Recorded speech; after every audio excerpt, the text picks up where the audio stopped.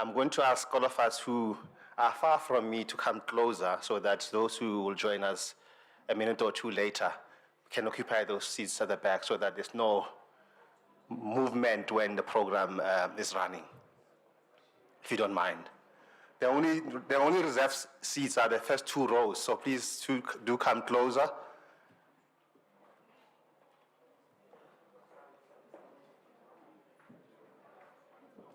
Am I helping you test?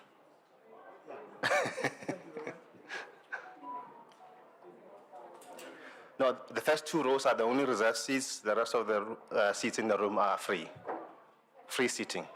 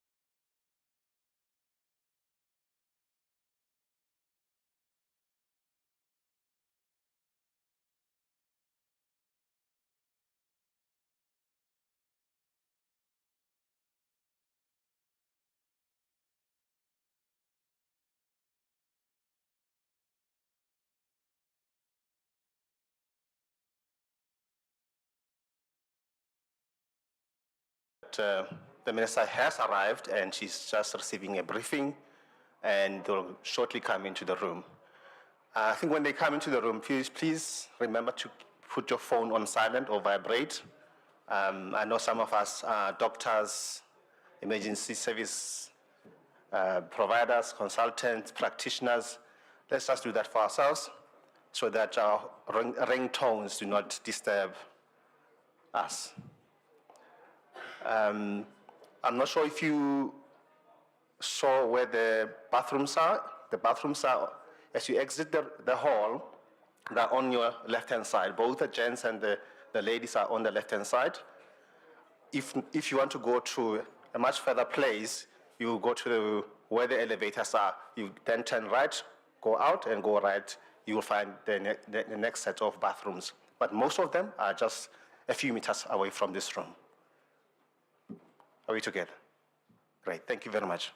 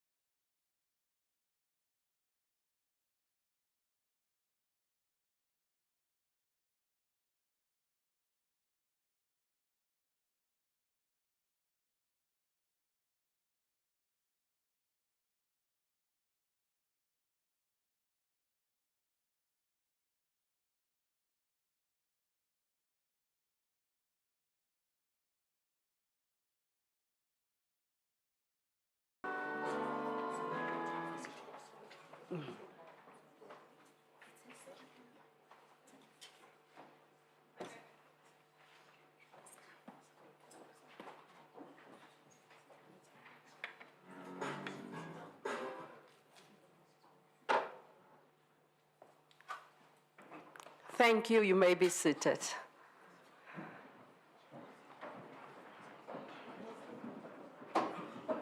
Dumelang, Tobela, Abusheni, bonjour,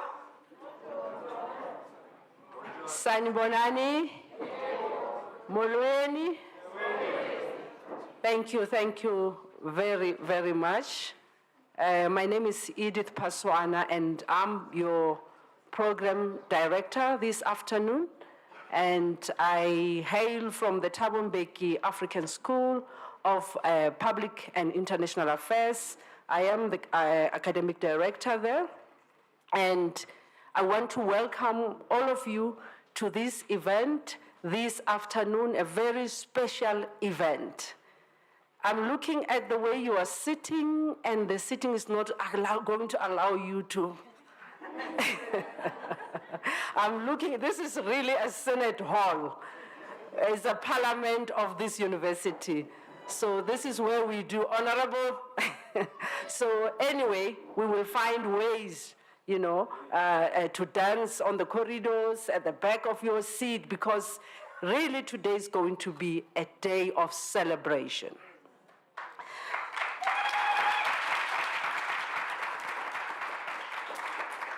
Thank you very much.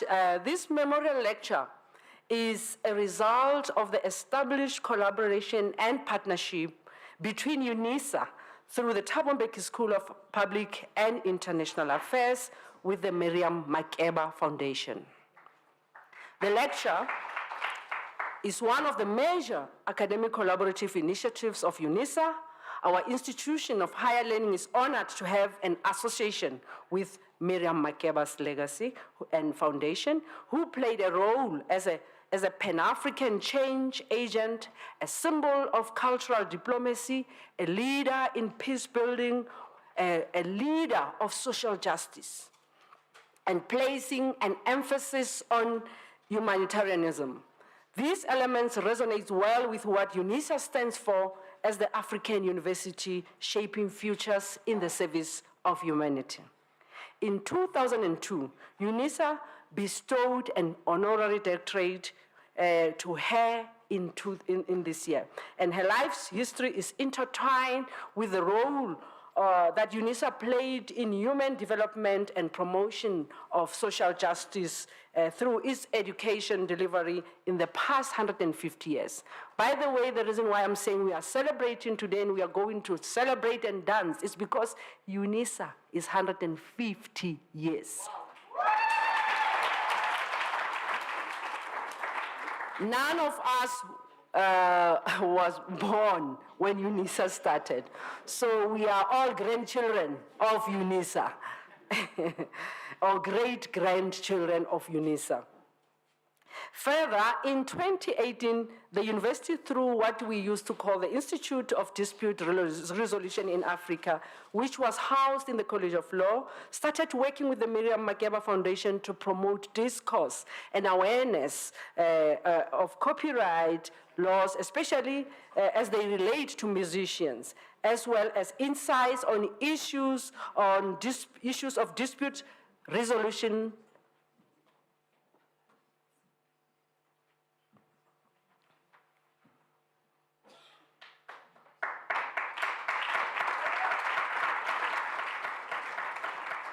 Thank you, Mama Kubeka. The crowd is welcoming you in a special way.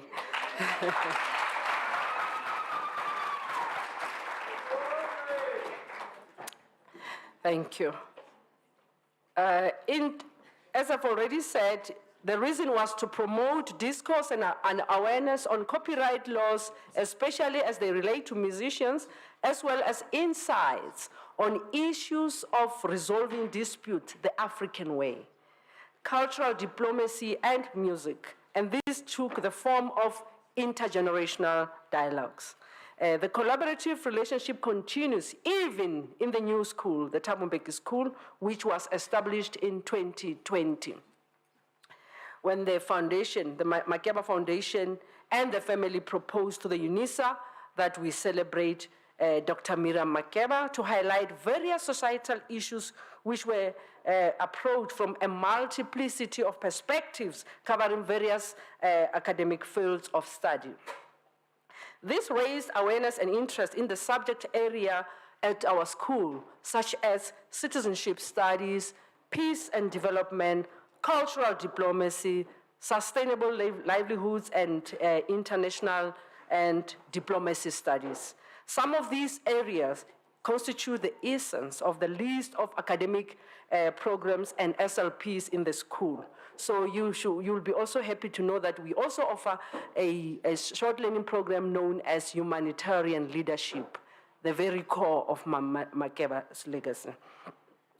This year marks the 150 years anniversary and the 60th anniversary of the speech that Miriam Makeba gave at the UN General Assembly, appealing to the world to take a stand against apartheid.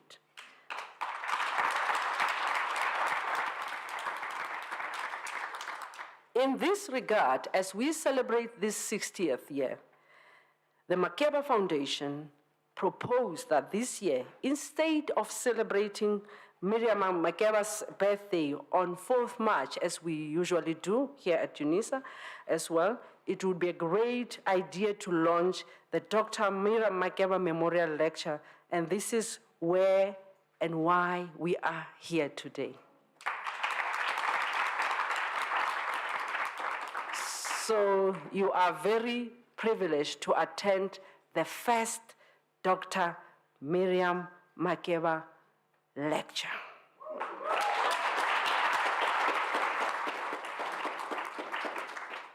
To start with the proceedings, I just want us to warm up. Amazwi Kantu is here, and they are going to render an item before we ask Professor Zerish Nkosi to come and speak and do an opening and welcome. Professor Nkosi is standing in for Mr.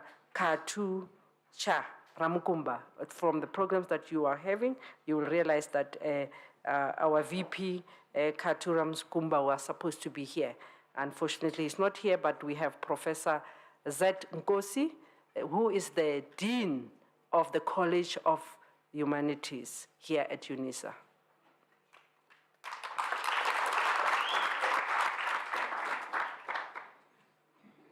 Amazwi Kantu. Oh, they are coming from the other side.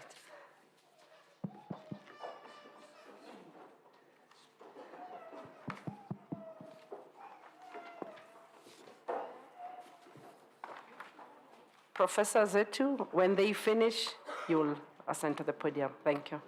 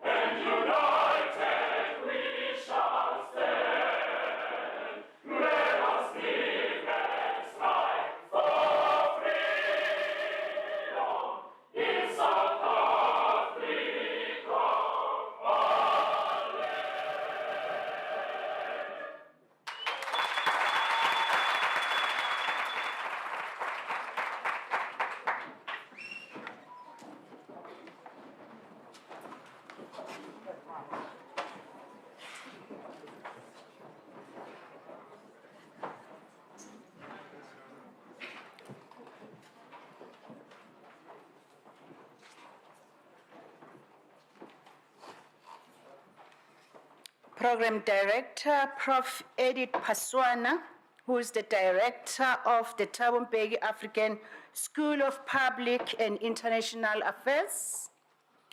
Dr. Nkosazana Dlamini Zuma, the Minister in the Presidency responsible for women, youth, and persons with disabilities.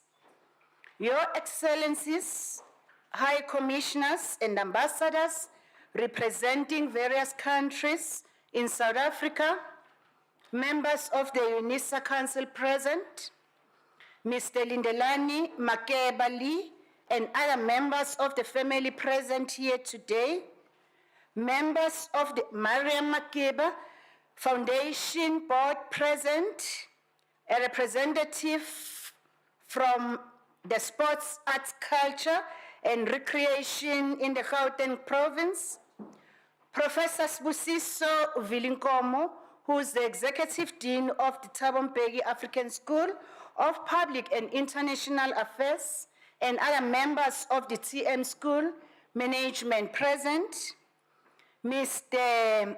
Fanani Lishiba, who is the Chief Executive Officer of the South African Music Performance Rights Association, known as SAMPRA, the Miriam Makeba family present, Mr. Pumulo Masuan, who is a former Deputy Minister of Public Enterprises, our South African music legends and entertainers, Mama Abigail Gupega, Buti Sipho Hotsticks Mabuse, the representatives from various institutions of higher learning, government businesses, civil society, political, fraternal, ecclesiastical community, UNISA community present, representatives from various media houses, esteemed members of the audience, ladies and gentlemen, I greet you all.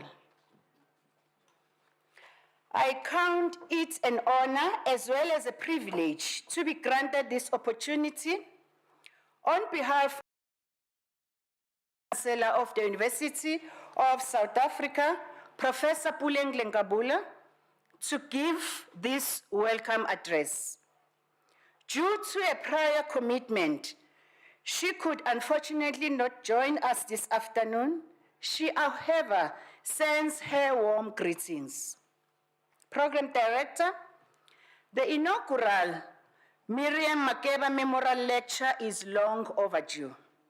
And truth be told, that is an understatement.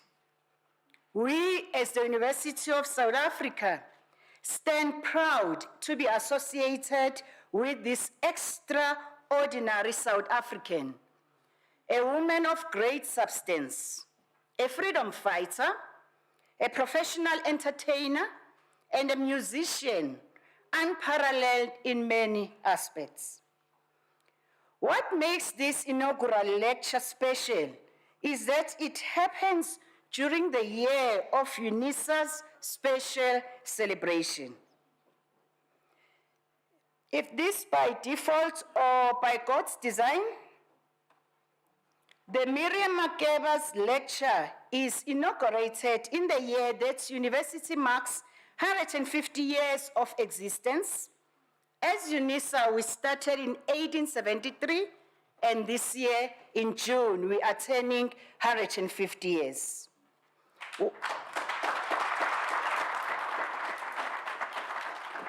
While this same year, it marks 60th anniversary of Dr. Miriam Makeba's powerful, historic speech.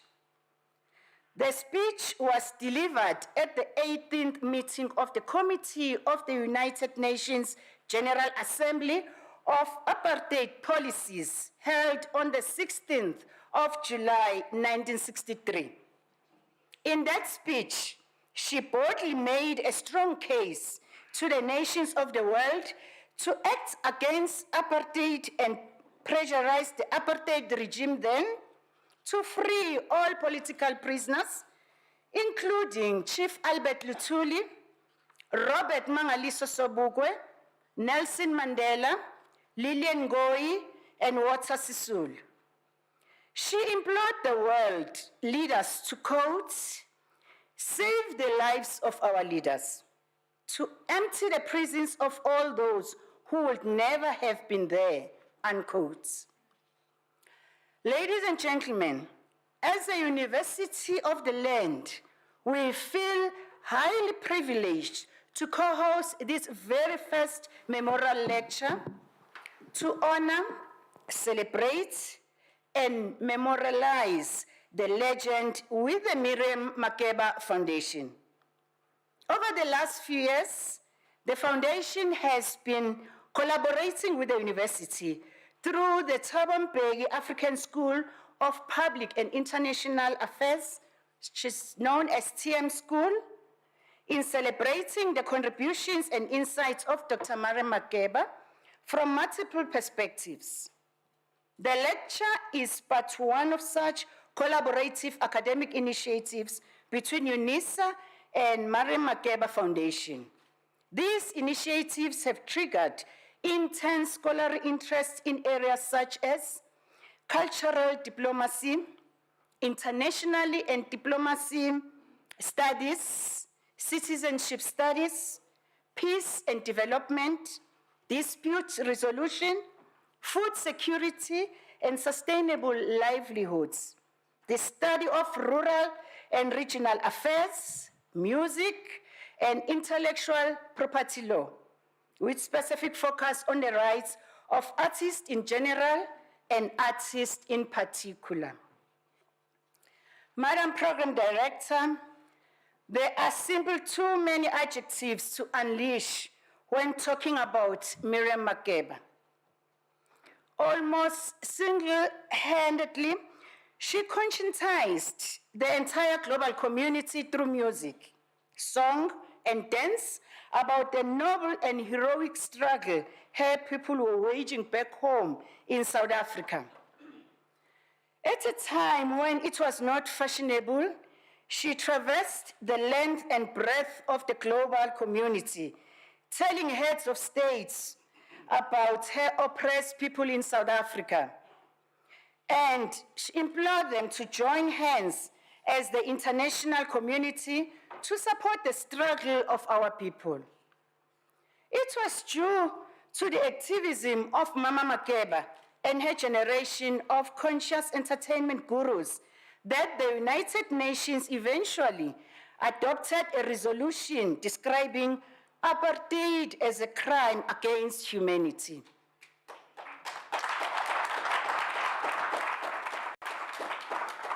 As UNISA, we know and appreciate the fact that Miriam Makeba epitomized the notion of cultural diplomacy in the sense that she played a huge role in bringing the various nations of this continent and the world together in the quest for social justice and common good. The words of Amina Mama comes to mind here. I quote, "In African context, it is now well established that women were actively involved in the early to mid-20th century and nationalist struggles that led up to independence and the establishment of modern nation states. The ensuing period has seen women activisms continuing, but now being directed at the state structures that women helped to craft," unquote. I am of the view that the story of Mama Miriam Makeba is a story that ought to be told over and over again through lectures, music, theater, books, documentaries, films, and in any other way possible. Hers is a story of selflessness, of love for her people, of taking up figurative arms to defeat the apartheid regime. Through it all, she had her family to raise, to maintain, to rear, to guide, to protect, and to nurture. Like a mother, Her role in the well-being and welfare of family is intrinsically linked to her professional obligations outside of a family unit. Yet, Mama Miriam Makeba managed to find a proper balance to all these challenges. Her music career flourished in spite of the deliberate challenges of life that her adversaries in positions of power threw on her way. She risked not only losing her status in the international community as a morality upright entertainer. Her accumulated material gains lay in jeopardy following her resolve to stay true to a uniquely South African proverb. Umuntu ngumuntu ngabantu. Muthu ki muthu kabathu. I am because you are. Program Director, it is important to note that the University of South Africa conferred an honorary doctorate on Miriam Makeba in 2002. That was not enough. Hence, in 2009, the UNISA further honored her by renaming its refurbished concert hall Dr. Miriam Makeba Concert Hall.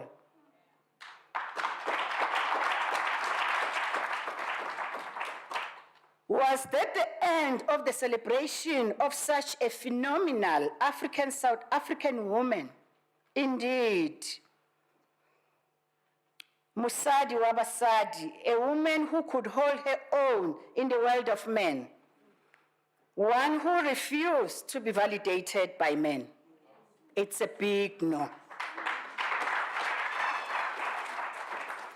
After her passing in 2008, through its actual Institute of Dispute Resolution in Africa, known as IDRA, and later on through the Thabo Mbeki African School of Public and International Affairs, they collaborated with the Miriam Makeba Foundation to celebrate her immense legacy on her birthday each year. And this year, UNISA, through its TM School in partnership with the Miriam Makeba Foundation, was really honored to be identified as the one to co-host this extremely important and prestigious memorial lecture. What an honor. Ladies and gentlemen, I am particularly elated that inasmuch as we celebrate Mama Miriam Makeba's unparalleled life, it is another phenomenal woman in our midst who will soon deliver the inaugural lecture. Mama Nkosazana Dlamini Zuma's biography is equally rich in detail. But I felt that I cannot miss the chance to point out that it was during her tenure as the Minister of Foreign Affairs that Mama Miriam Makeba was made an ambassador, a title she wore with honor.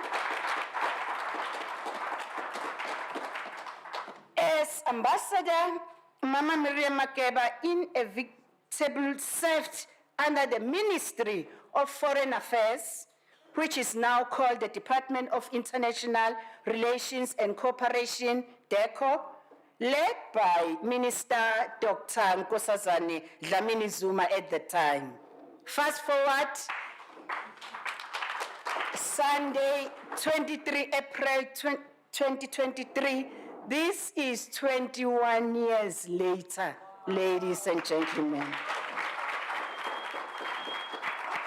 It is Minister Dr. Nkosazana Dlamini Zuma who is the one presenting the first Dr. Miriam Makeba Memorial Lecture organized by the Thabo Mbeki African School of Public and International Affairs. What a coincidence, ladies and gentlemen. As it is evident from the program, it is not my role to give a keynote address. Mine is to simply welcome you all to the University of South Africa and specifically to this historic event that is the very first lecture that celebrates the indelible memory and rich legacy of a brave, selfless, Pan-Africanist icon, an internationalist, a cultural diplomat, and goodwill ambassador, a firm advocate for social justice, someone who, in word and deed, symbolized this beautiful continent. This is someone who was deservedly and appropriately so-called Mama Africa. I therefore implore you all to sit back, relax, and enjoy the proceedings of this elegant occasion, and in particular, the highly anticipated inaugural lecture, which is definitely going to be the most befitting and insightful presentation to best celebrate and honor this outstanding African woman, the woman of worth. Finally, let us all bear in mind that when the story of the Mama Miriam Makeba lecture series is told one day, we will all say from wherever we will be, I was there at the inaugural lecture. It is thus an honor to be a part of today's celebration of a giant, of a woman, on whose shoulders we stand in a free society for which she struggled, suffered, and eventually attained. On behalf of the Principal and Vice Chancellor of the University of South Africa, Professor Puleng Lenkabule, a hearty warm welcome to the historic occasion. Thank you, the audience.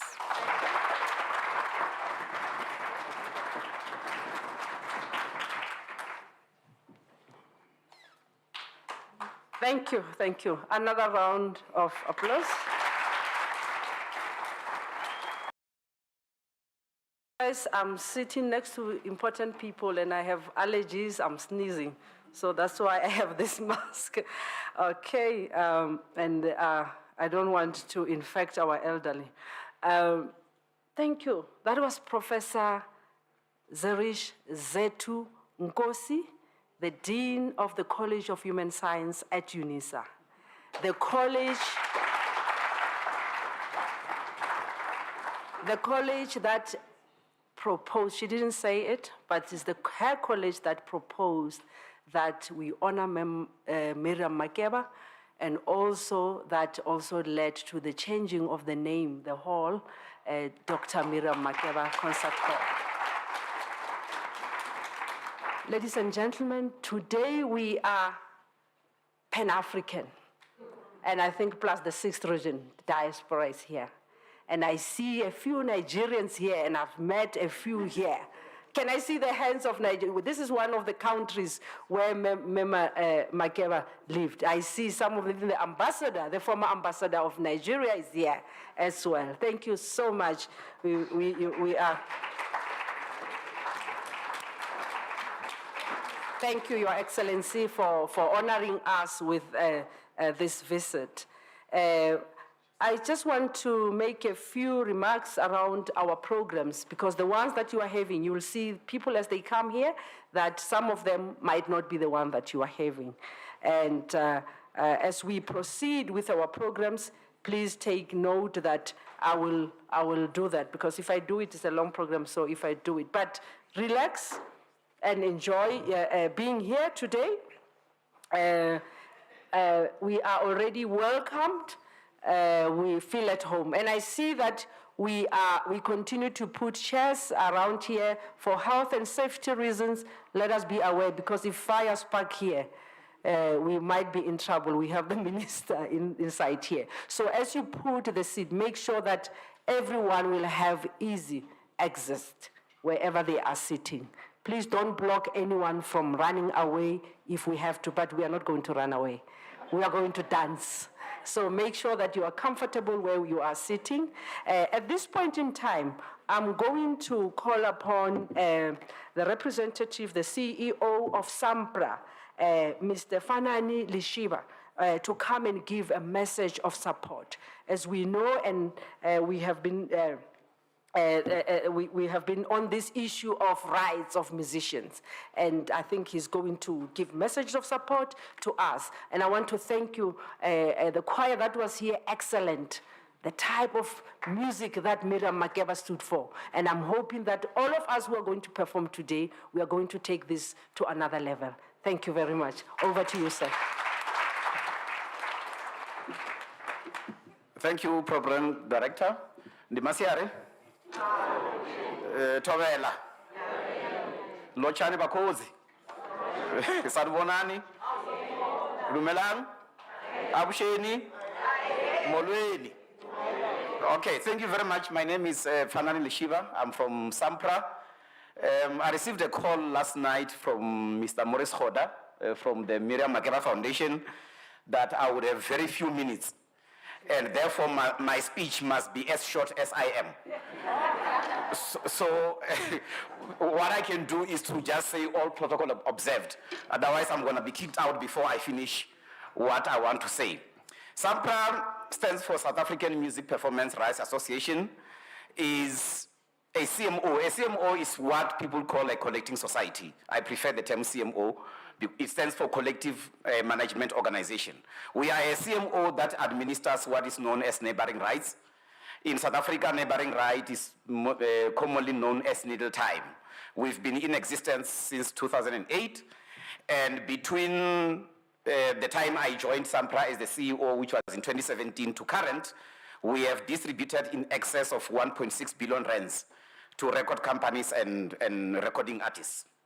And what we do is that we administer neighboring rights on behalf of record companies and recording artists. What that means is that every time when a song is performed by licensed radio stations and licensed retail shops like Woolworths, Pick n Pay, Checkers, etc., we collect what we call license fees and we process royalties and pay the people who performed when that particular track was recorded. And when I say the people who performed, I mean everyone, backing vocalists, instrumentalists, etc. This is a very new right which did not exist for a long time because it was taken out of the status by the apartheid government in 1965. We had to lobby as the industry that the new government must reinstate neighboring rights. It was reinstated in 2002, but we waited 4 years before the regulations could be published. And the model of collective administration is a very old model. It's more than 200 years old. The model of licensing on behalf of right owners, process royalties and pay right owners is a very old model. And at some point, it is likely to die. This is the reason why in 2019, we had a board strategic session to chart the way forward. And one of the things I said to the board was, this model is more than 200 years old, and at some point it will die. So we need to metamorphose as an organization and start doing things differently. And at that board meeting, I said, what would Mama Miriam Makeba do in this situation? Shouldn't we be encouraged and be driven by the spirit of Mama Miriam Makeba? And I said, she was a humanitarian, as Professor Nkosi has indicated. She was a freedom fighter. She believed in empowerment and development.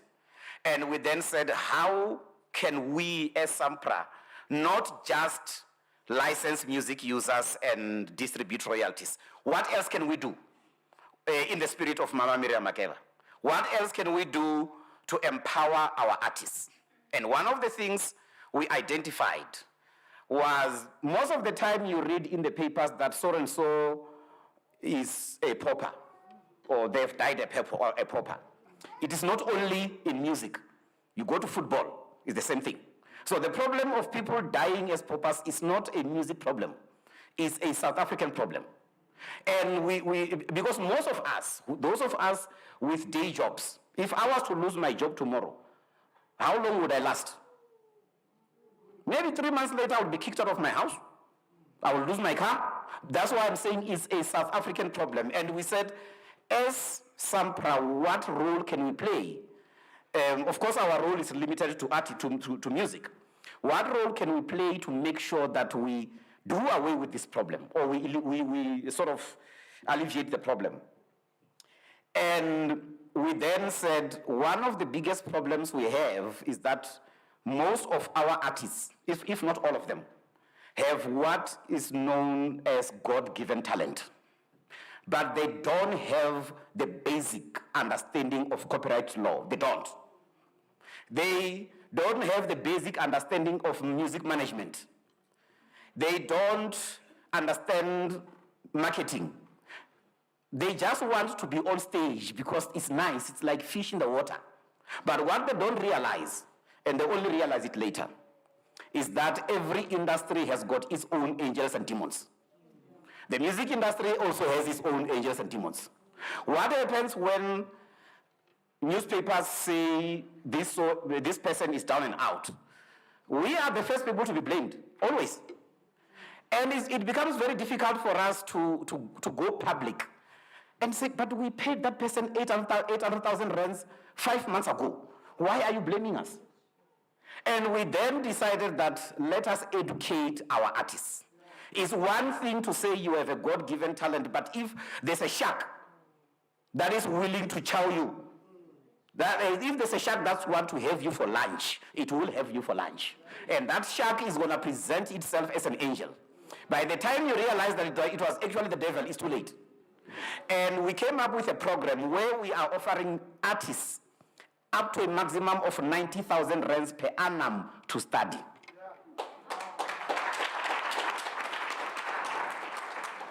And we are saying, no, don't call me and say I want to study agriculture. No.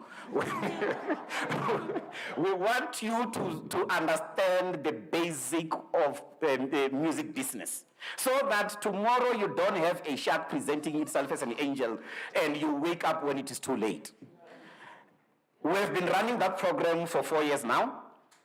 And I'm calling upon all artists that are our members, if you want to study with any institution that is offering any course, whether it's a 6-month course, 3 months, 12 months, and you don't have money, please come to us, we will pay for you. Because we are trying to secure your future. And then another program that we came up with was, we said Mama Miriam Makeba was a soldier that died with a rifle, holding a rifle. She passed on stage performing. So what more can we do to make sure that you also die on stage the day you pass on, performing, not in a hospice? And we said we are going to fund live events. We have been funding live events since 2020. If you attend music shows in South Africa, you'll find that our brand is everywhere. We have been funding live events. Last year alone, we spent 13.8 million rands in funding live events. Why? Because we know the days when artists relied on record sales are over. Artists are making a living by performing live on stage. That's how they're making their money. And we give you the money, we don't even take a cent from gate takings. All we say is that please recognize us. Please acknowledge us that we made it possible. You sell tickets, you get 10 million rands, we won't even come to you and request a cent. And you won't even get a call from me saying, hey, I need some money in plastic bags. It's not going to happen. And then we also said, in fact, one of our strategic objectives is the promotion of South African music abroad. Why do we want to promote South African music abroad? Because we want to make sure that our artists make as much money as possible. Can you imagine money coming here for you in dollars and pounds and euros? It's a lot of money. And the best way of realizing this dream of promoting South African music abroad is to make sure that you perform abroad. We've spent a lot of money on that. Last year there was a music festival in Portugal called Afro Nation. Anybody who attended that music festival would have thought that it was a South African music in a festival in Portugal. We funded that event. All those South African artists that performed at Afro Nation, we funded them. And we are doing all this in the spirit of Mama Miriam Makeba. And when I was approached by Maurice Hoda last year, and he said, we want to do this, I said, before you even give me a proposal, I'm in. Wow. Thank you very much. Thank you.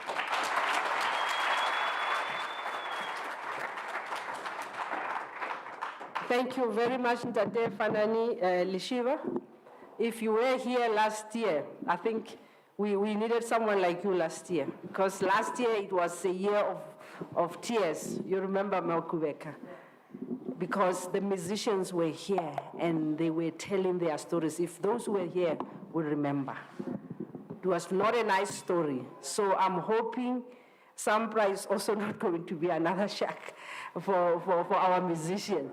You know, it was very painful to be here last year to listen to musicians talking about their story and how they parted with Mazi. It was a very emotional one. Today we are celebrating and we are looking for brighter futures, and we don't want to see any of our legends going through the same journey as well. This is a time for correction, and I'm really thankful for this wonderful speech and the initiatives that you are speaking about, and Tate Sampra, and Tate from Sampra and Tate Lish, nicely by saying it's a South African problem. It is a South African problem. Our football, everyone, our boxers, Botingani, if you have to think about them, and many others. And I think if we are correcting this, you are doing a great job in the music industry. Now this is the time for recognition, and we have our legends here. And I know this is going to be a nice a session, because we are very fortunate to have Ma Kubeka with us, Ma Abigail Kubeka with us, and she's also giving us a gift. You'll see the gift. I'm hoping that the media, are you ready? Are you ready? They are. Okay. Yes. So it's time for recognition. Let's allow Mama to come to the front, speak to us, and render an item. Our legend.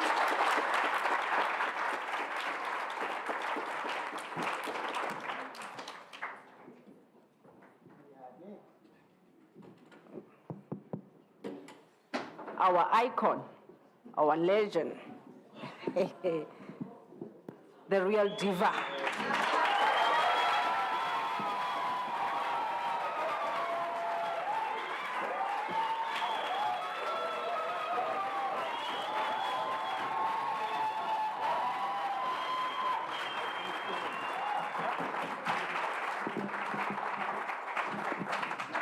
Thank you.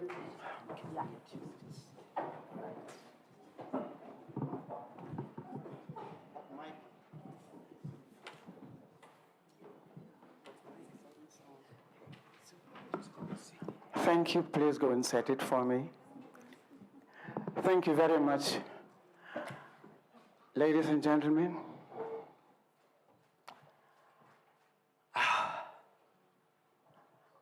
to me, this is something else. Firstly, I'd like to say thank you to the Tawambegi African School, to UNISA, my honorable, beautiful Minister, Nkosazana Dlamini Zuma. You've been a mother to us since Miriam Makeba was alive. And all protocol observed. Allow me. Thank you very much. It's an honor, a privilege, and very emotional for me to be here today. Because I'm standing on the shoulders of a mighty woman in Bogoto. for 65 years being in this industry, I am still here because of that woman. I am who I am, what I am, because of Zenzile Miriam Makeba for 65 years. She's here. You see Zenzi? She's here. She's here with us. She's always here. Even when we were celebrating her birthday, she was with us. See Zenzi, you know I love you. And she used to say to me, "Oh, Skylark." Yes, Skylark, I'm here. And I'm going to sing for you today. I'm going to sing a song that talks about love. Love.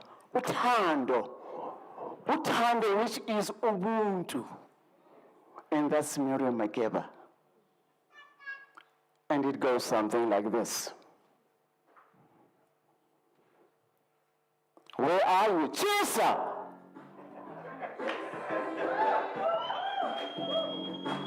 A little bit louder, please. Oh yeah. Hey, yeah. When the fire, it was burning. But I know, I should have been learning. Yes, my pockets, I tell you, we're full of money. But I had someone, yes I did, over my money. Because it's love that makes a woman. It's love that makes a woman. Something told me that this wouldn't last. And my money was in the past. So I had to swallow all my pride and admit to myself, deep down inside, diamonds and pearls, I've had enough. But I feel so much better now, 'cause I'm dressed in love. It's love that makes a woman. I'll tell you, it's love that makes a woman. What she is, yes, what she is. Whoa, come on.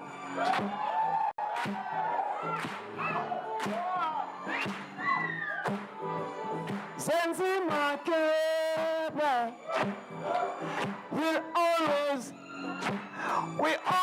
miss you, but we know, you are here, you are here. I'm here because of you. Oh, Najwale, Kabekili Sivakanyana. What is, what Miriam was. She was love, honesty, a great woman. She was love. She was great, lovable. Rest in peace, Senzi. Thank you.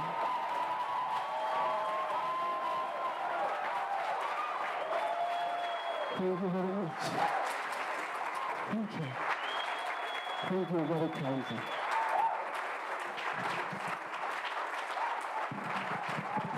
Wow. Wow.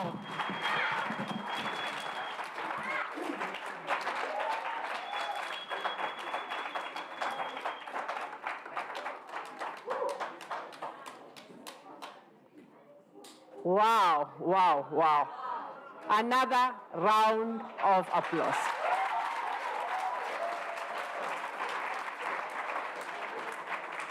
What a beautiful song. What a recognition, Mama. Thank you. Thank you. We honor you, Mama. You are an inspiration. You are the best. Thank you so much. Top class music. Top class. At this point in time, we are calling another icon, a legend, a diva, none other. You know him, he's hot, he's hot. We are going to call Baba Sipho Hot Sticks Mabuse.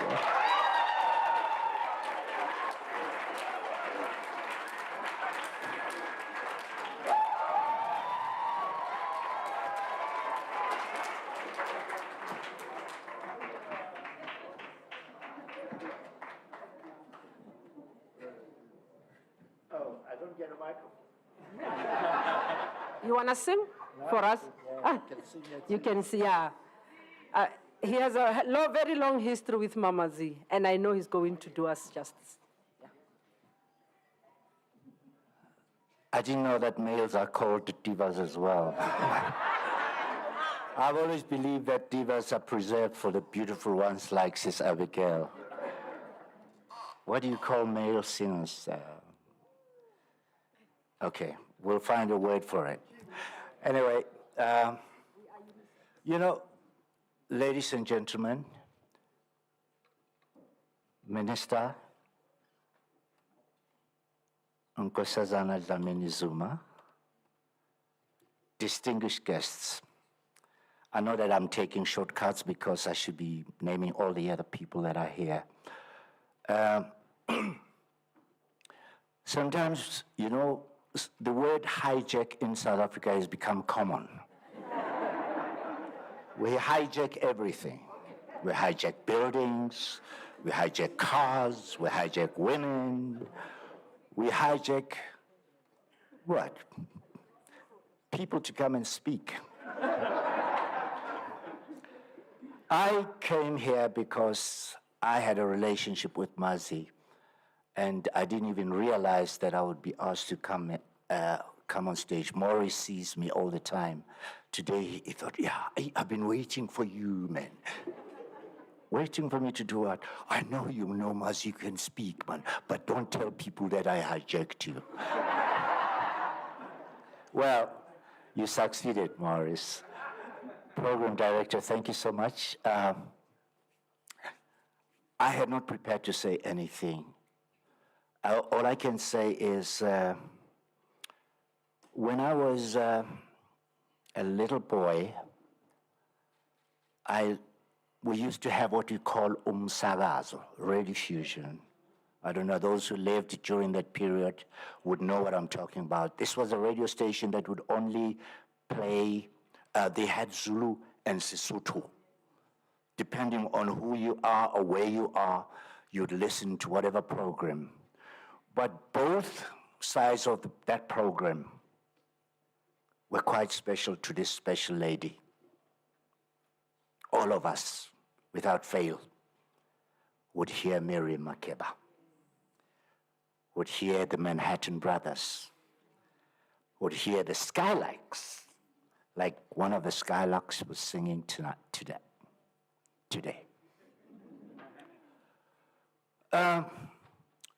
You know, those experiences, they remain indelible. We become impressionable as young people when we hear this music.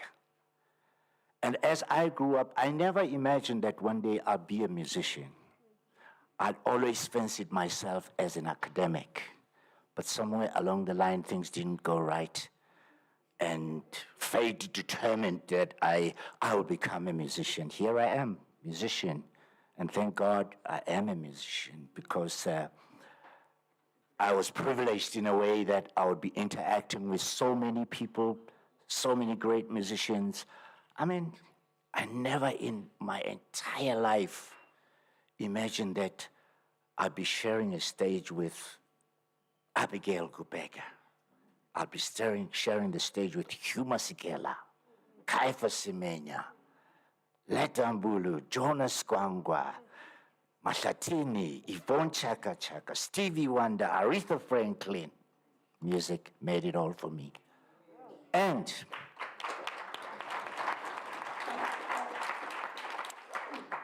more still, what was a great privilege for me is to be invited to produce Miriam Makeba. I was recording an album in Belgium, and I didn't even know. Well, I had met Mazi. Every time I say Mazi, please remember I'm talking about Miriam Makeba, for those of you who don't know. We called her Mazi. It was a term of endearment for many of us, including the children. I had met Mazi and Hugh when we did a concert, as you know, in Lesotho. That was our first encounter. It was incredible. This lady who was regal, she was a queen-like, and everybody was marveling at her. We were all star-struck. And she was aware of it. Miriam was aware of who she was. She understood her power. And in a way, her power would generate throughout. And when she walks on stage, it doesn't matter what superstar you were, Miriam was the queen. So the privilege of going to Brussels presented me with this opportunity. I didn't even know that Mazi lived in Brussels. And I was recording for a record company in the UK. And someone came and asked, do you know that Miriam Makeba lives in Brussels? I thought, what? Yes. I asked if they could ask her to come to the studio. She indeed obliged. She came to. Every day as we were recording, Mazi was cooking for us. And she would be saying, "Ningazodla ukudla kwase England. Ngikhona la ngumama wenu, ngizoniphekela." She would cook for us every day. And of course, some of my colleagues, were so spoiled when they came from South Africa. They say, Tina, we want bacon and eggs, Mazi said, you must eat healthy food. And she would cook for us every day. But what was very special, she said to me, I can see that you're doing work. She had brought in musicians from France. And she said to me, these are brilliant musicians that you should be working with. I was shaking. There's Quincy Jones in the world. There's Kaifa Semenya in the world. I didn't know that there was Sipho Mabuse somewhere until Mazi. Thank you. Until Mazi said, I'd like you to write a song that I can sing with you. I was shaking. I said, Mazi, you could have asked Quincy to do this.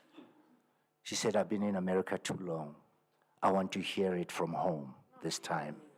And you carry that voice. I didn't know how I was going to handle this. I decided, okay. I used to train a lot. I used to jog. I went to the park. I was jogging, and I said, what song am I going to write? What song can I write for Miriam? I couldn't write a love song. When you also want to write love songs. But I said, no, I'll write a love song. I'll write a love song about my mother. Mazi presented someone like my mom because they were the same age. I went back to the studio. I started playing the piano, and she sang. We did a song called Mama. The rest is history.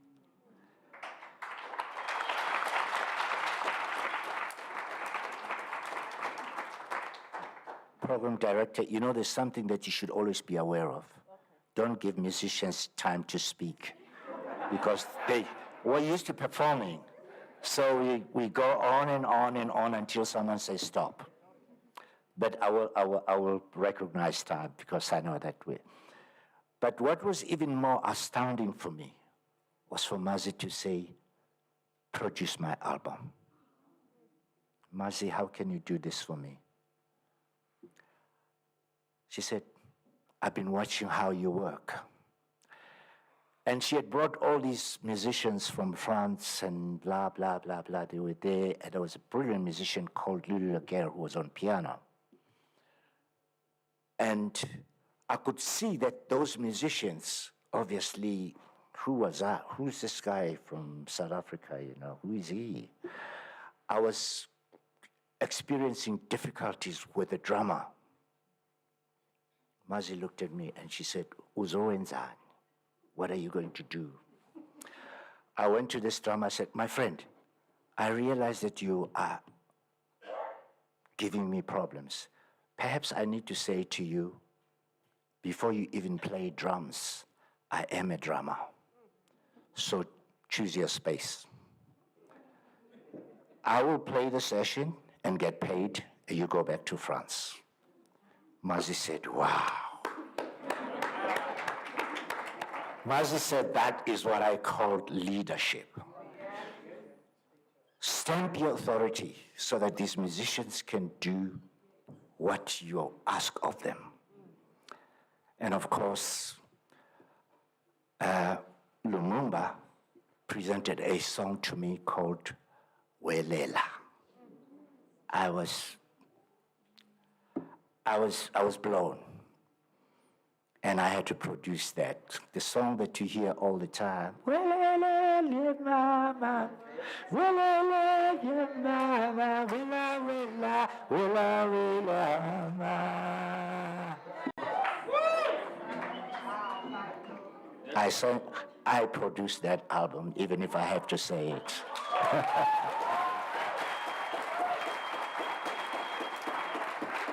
So, thankfully, I had not prepared to say anything, but the experience of walking that path and in having interacted with the family, with the kids, and I'm an uncle to them. You know, there's never a moment where they would do anything for Mazi without actually acknowledging my presence. Thank you, Lumumba. Thank you, Zenzi. Thank you, Lindilani. Thank you for acknowledging my family ties with Mazi. It's a very special moment. Sis Abby, I'm grateful that you're here to represent that era. We all remember when Mazi used to sing, goodbye, mother. Goodbye, father. And to you, my little baby. Goodbye until we meet again. Farewell to friends, I am leaving. May the good Lord be with you all. Though I'm living, my heart will still with you. She was living for America forever, and she sang that song. Thank you very much, ladies and gentlemen.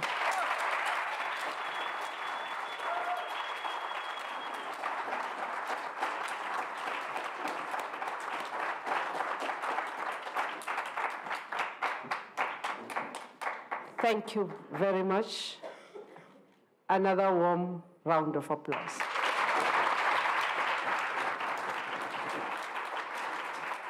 Thank you so much.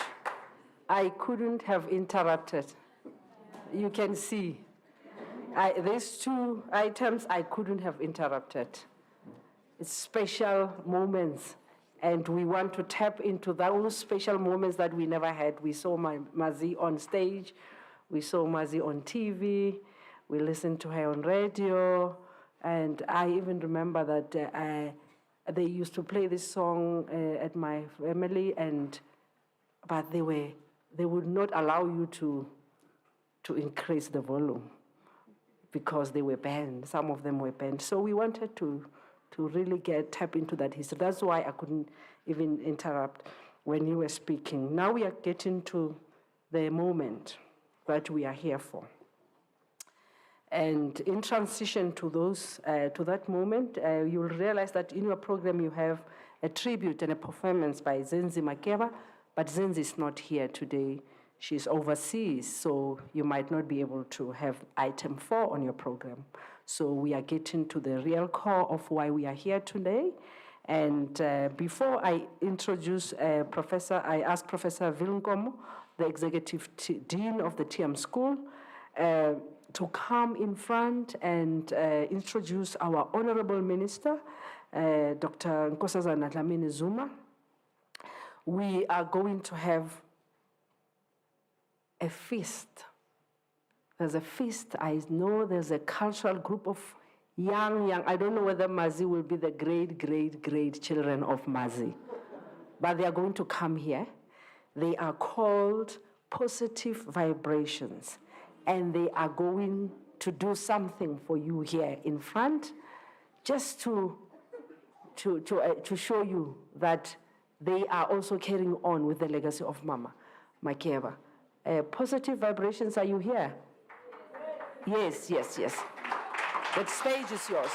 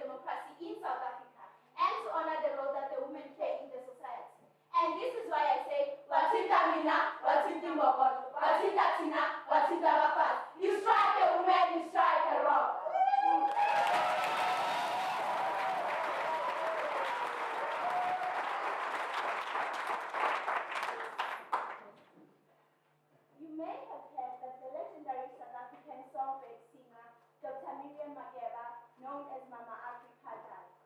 There is so much that she was known for. She has worked extensively in realizing and recognizing the ideas of Africanism, patriotism,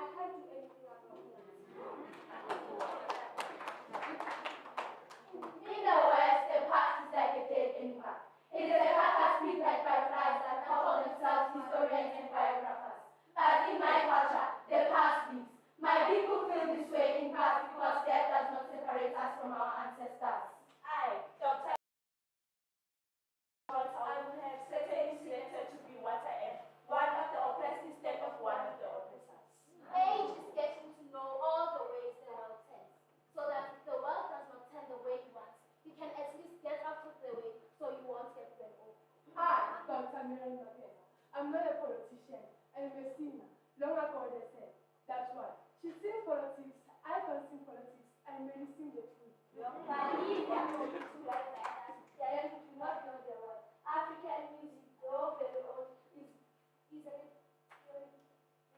very discovered in the West.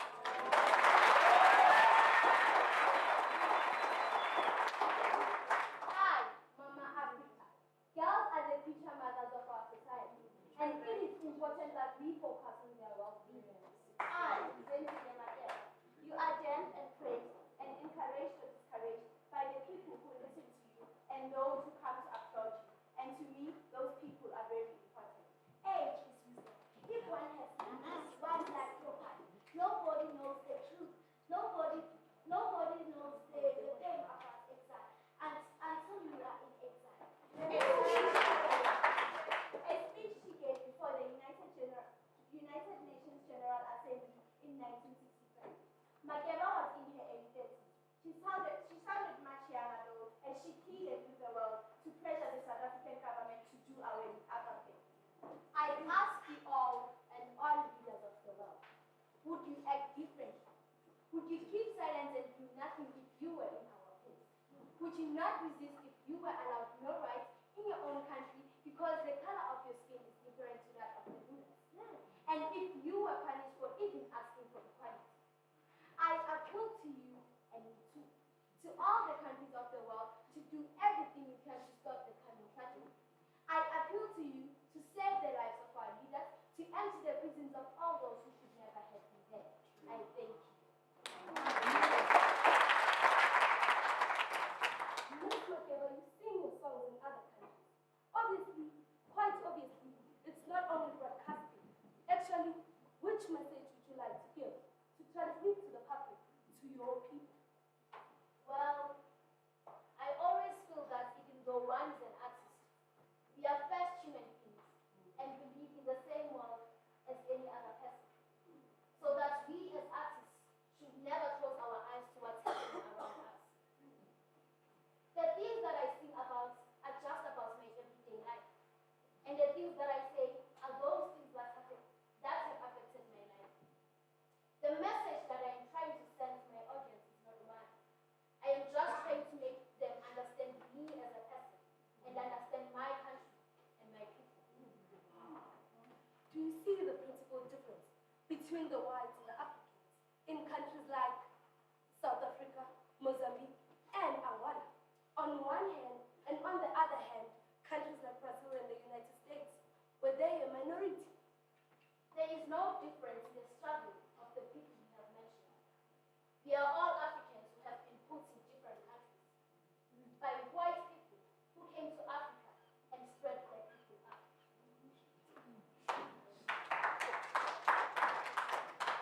Which tactic are you aiming to achieve? After all, you have won.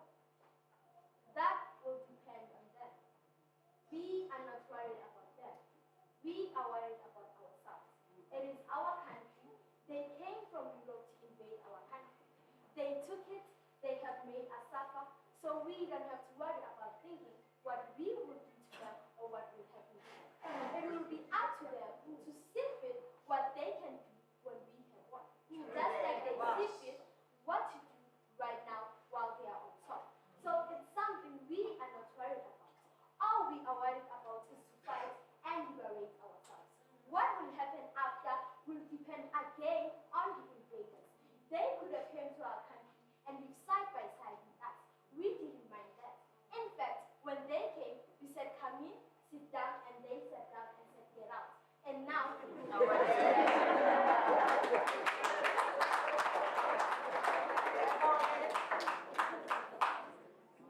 furthermore, it is known that Africa only had black people, Europe only had white people, and Asia had yellow people. Now, it is very absurd to have to say that we Africans were not there when the white men came. Secondly, the conqueror writes our history. They came, they conquered, and they wrote. Now, how do you expect people who came to invade us to write the truth about us? They will always write negative things about us. They have to do that because they have to justify their invasion. We do not write our history.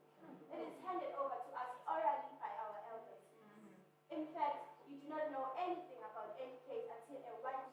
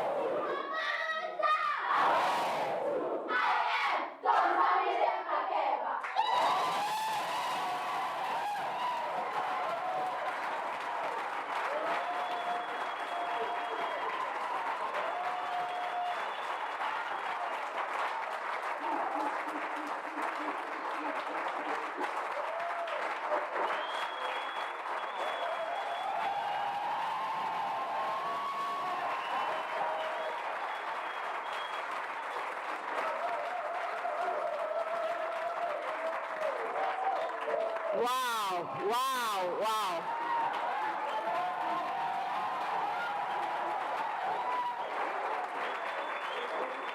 Well, I told you there's more to come. I told you this is a day of celebration. Girls, you are amazing.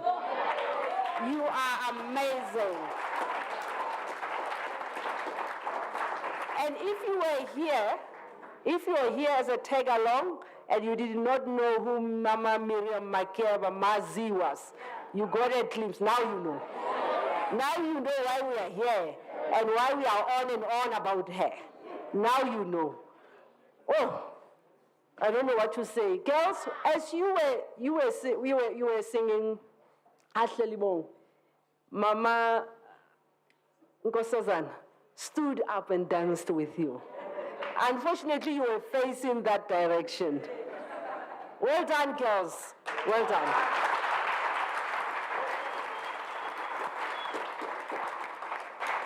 I am now going to call on Professor Sibusiso Nkomo, our executive dean, to introduce the speaker of the day. Professor Nkomo, my boss.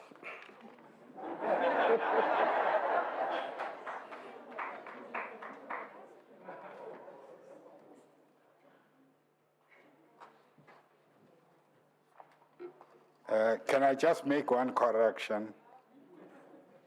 I'm not her boss. We're colleagues. We work together.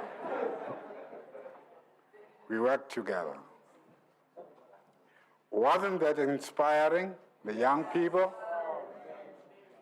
You can see the future when you begin to know that young people know about our history, know where we come from.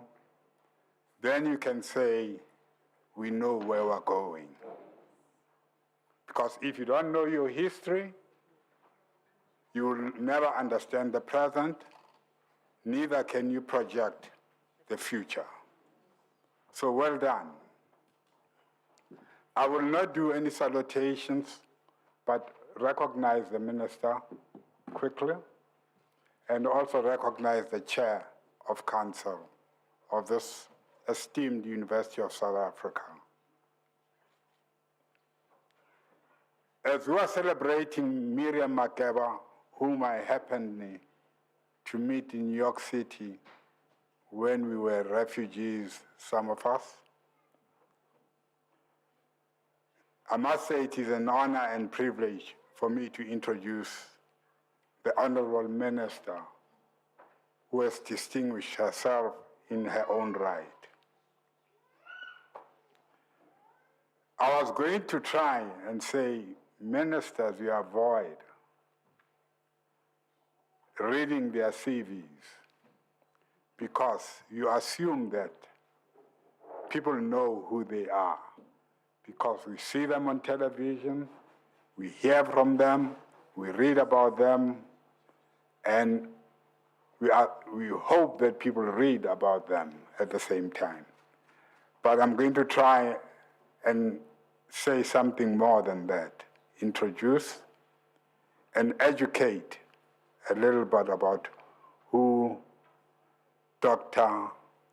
Nkosazana Zuma is. I think it's important for us as a university to do it, and it is important for us as educators to demonstrate that the leadership in this country is also made up of people who are highly accomplished intellectually and otherwise. Dr. Nkosazana Dlamini Zuma was appointed as the Minister in the Presidency for Women, Youth, People with Disabilities in March of this year. Later on, I'll talk about her other accomplishments as a minister. Her academic credentials are as follows, and I would like to have the young people to pay attention to this, particularly the young people who are wearing the uniform. Where are you going?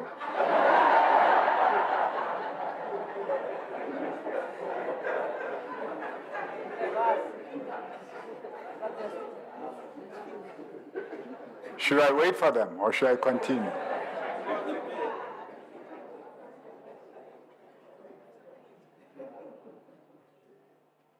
Oh, they're feeling cold. Yes. I'll just give them a few seconds to come through.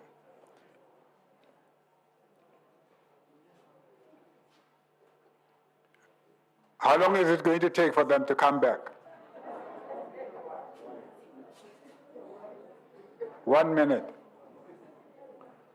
Maybe you can go to other things. Okay, but let me talk about her credentials. When they come back, I'll go back to them. Dr. Dlamini Zuma holds a Bachelor of Science degree in Zoology and Botany from the University of Zululand, and an MBCHB, oh, there they are, because we want them to follow in your footsteps.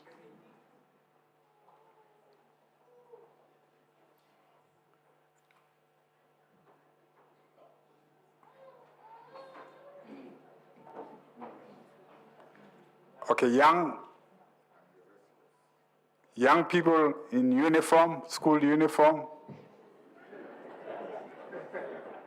This is for your information to know who the minister is and what you can do for yourselves and for the country to be a success. Listen attentively now. Dr. Dlamini Zuma holds a Bachelor of Science degree in Zoology and Biology and Botany, from the University of Zululand. An MBCHB, which is a medicine degree from the University of Bristol, a diploma in tropical child health from the School of Tropical Medicine from the University of Liverpool. She has been a researcher before she became minister. She distinguished herself, in other words, as a researcher, working as a research technician to Professor Adams of the Medical School of the University of Natal. We need more and more researchers and individuals who can actually produce new knowledge for our country to go forward.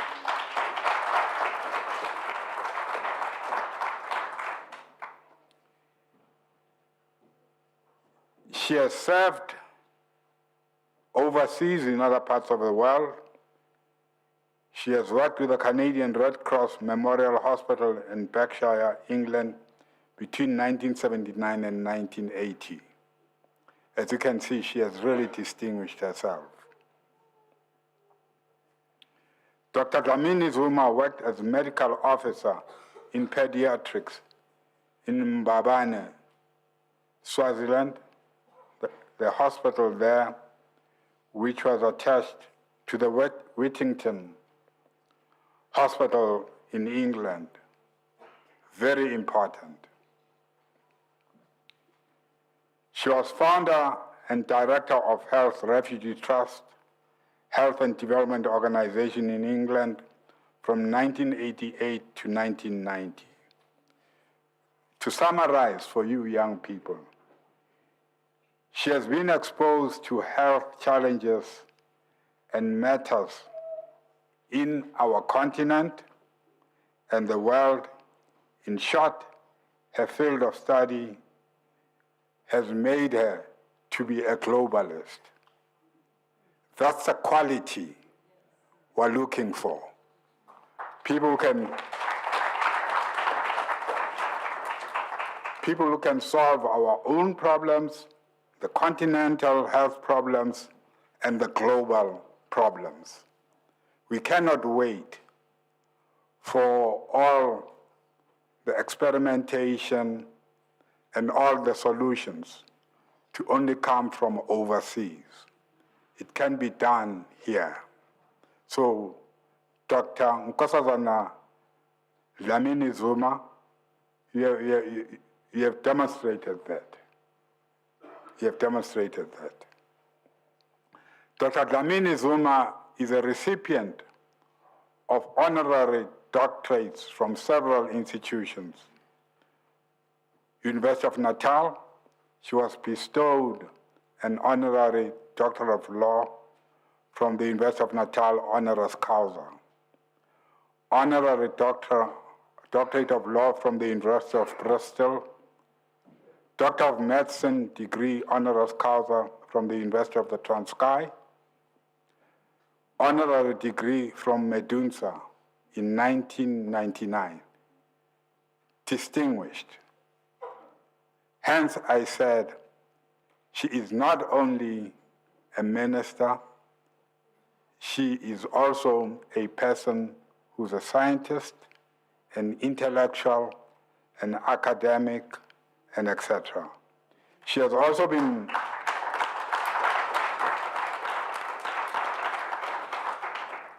I am proud to say she has also been recognized by the Russian Federation, the Order of Peter the Great.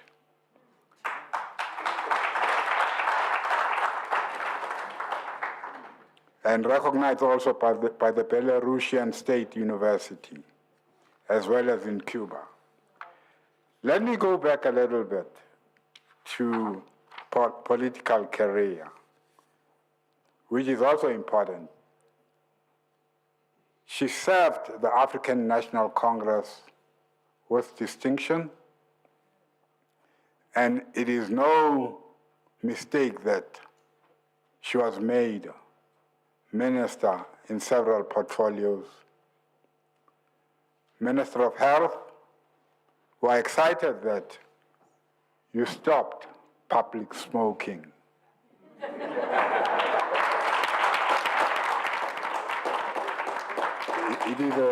Really, you actually helped this country a lot, because this was a country of smokers, serious smokers.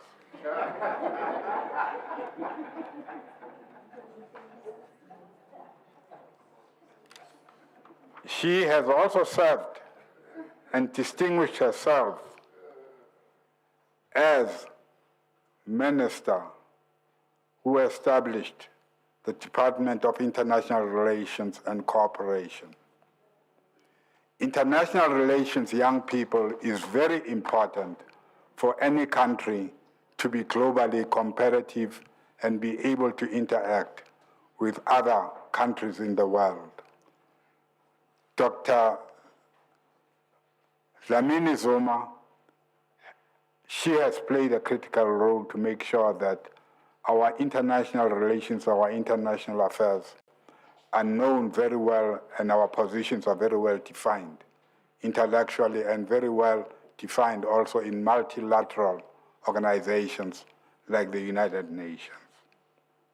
As Minister of Home Affairs, she has also demonstrated the significance of establishing important rules and regulations that must guide the way in which immigration, passports, IDs should be managed and made possible for people to have proper documentation to function or to be part of this country. And finally, when you served at the African Union as chairperson, it was an honor for South Africa to have you placed there.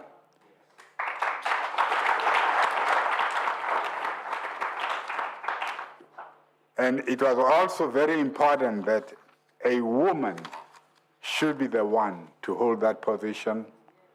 And you made your distinction, or you distinguished or made yourself known to represent a country which needed somebody of your caliber.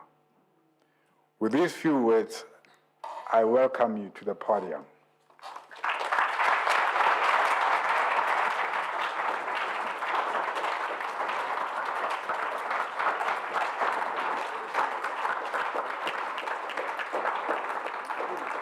To welcome Mama to the podium, there is Tshwane Gospel Choir.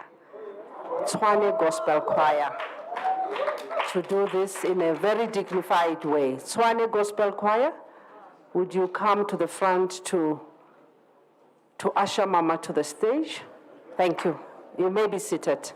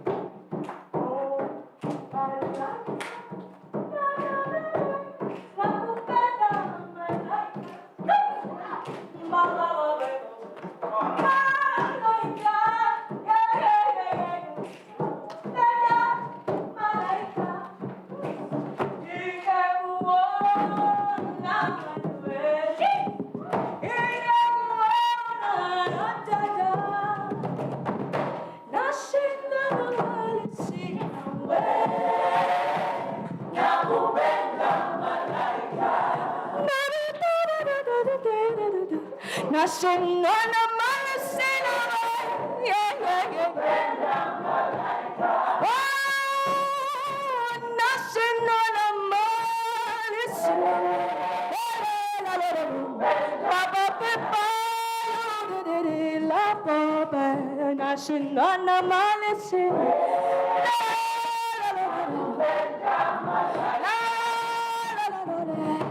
Baba,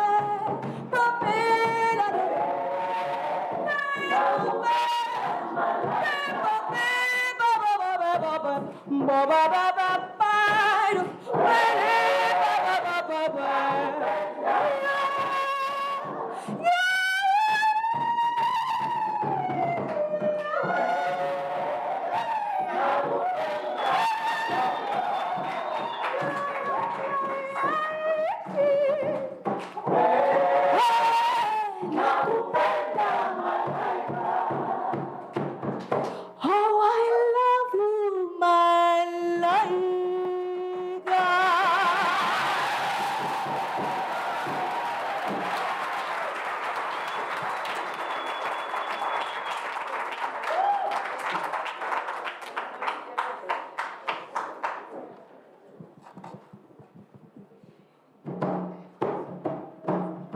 Can we all stand up?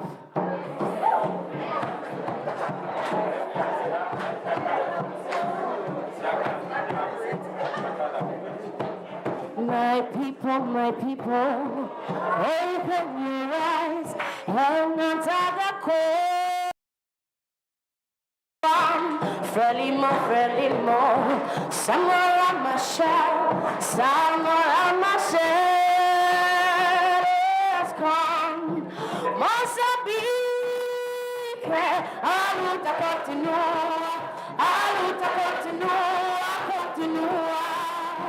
Mozambique, aluta continua.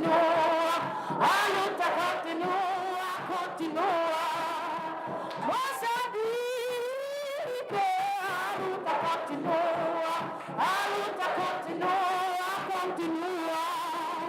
Mozambique, aluta continua. Listen, Maputo, home of the brave, our nation will soon be as one. Frelimo, somewhere on my shell is gone. Say Mozambique, aluta continua. Hey, Mozambique, aluta continua. Say Mzansi, continua. Say Botswana, continua. Say Namibia, continua. And in Zambia, continua. Say in Angola,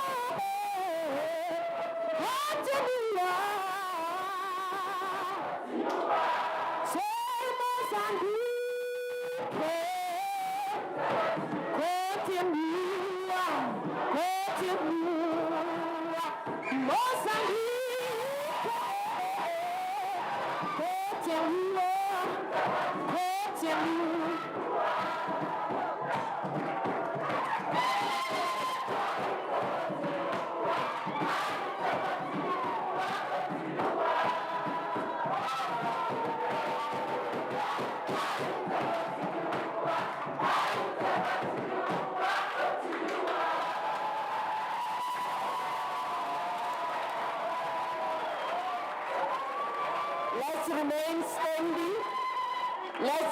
standing as we welcome the minister to the podium.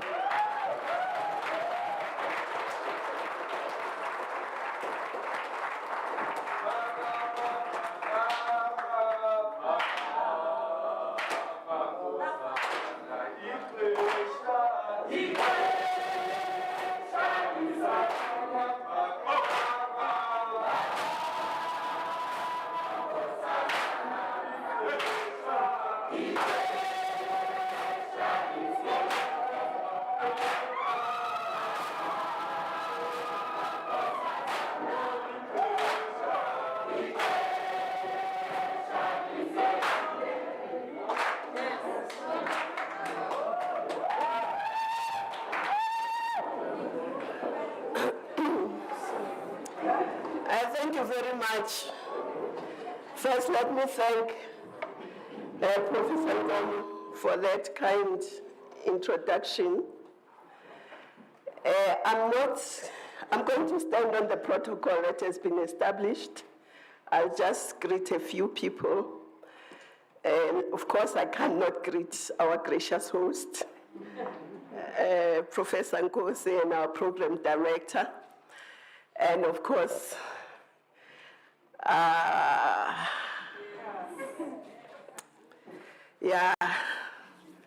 you just remind us of her just by your presence. She is present.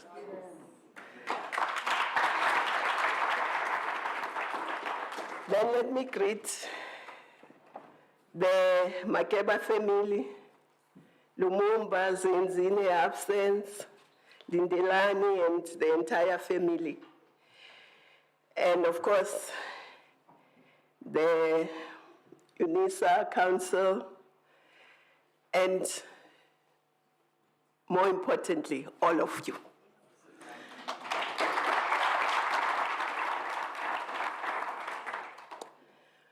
When I was asked to deliver this lecture, I felt honored, I felt humbled, but I also felt scared because I didn't know how I can do justice to this icon, to this hero. But let me acknowledge from the onset that even if you were generous enough to give us the whole day, I would not find it possible to provide a complete account of the life and times of the global icon that Miriam rose to become. I've thus settled for a thematic approach that reflects milestones in her life to illuminate who she was, what she stood for, and what her voice teaches us today. I will focus on the following: her formative years as she grew up.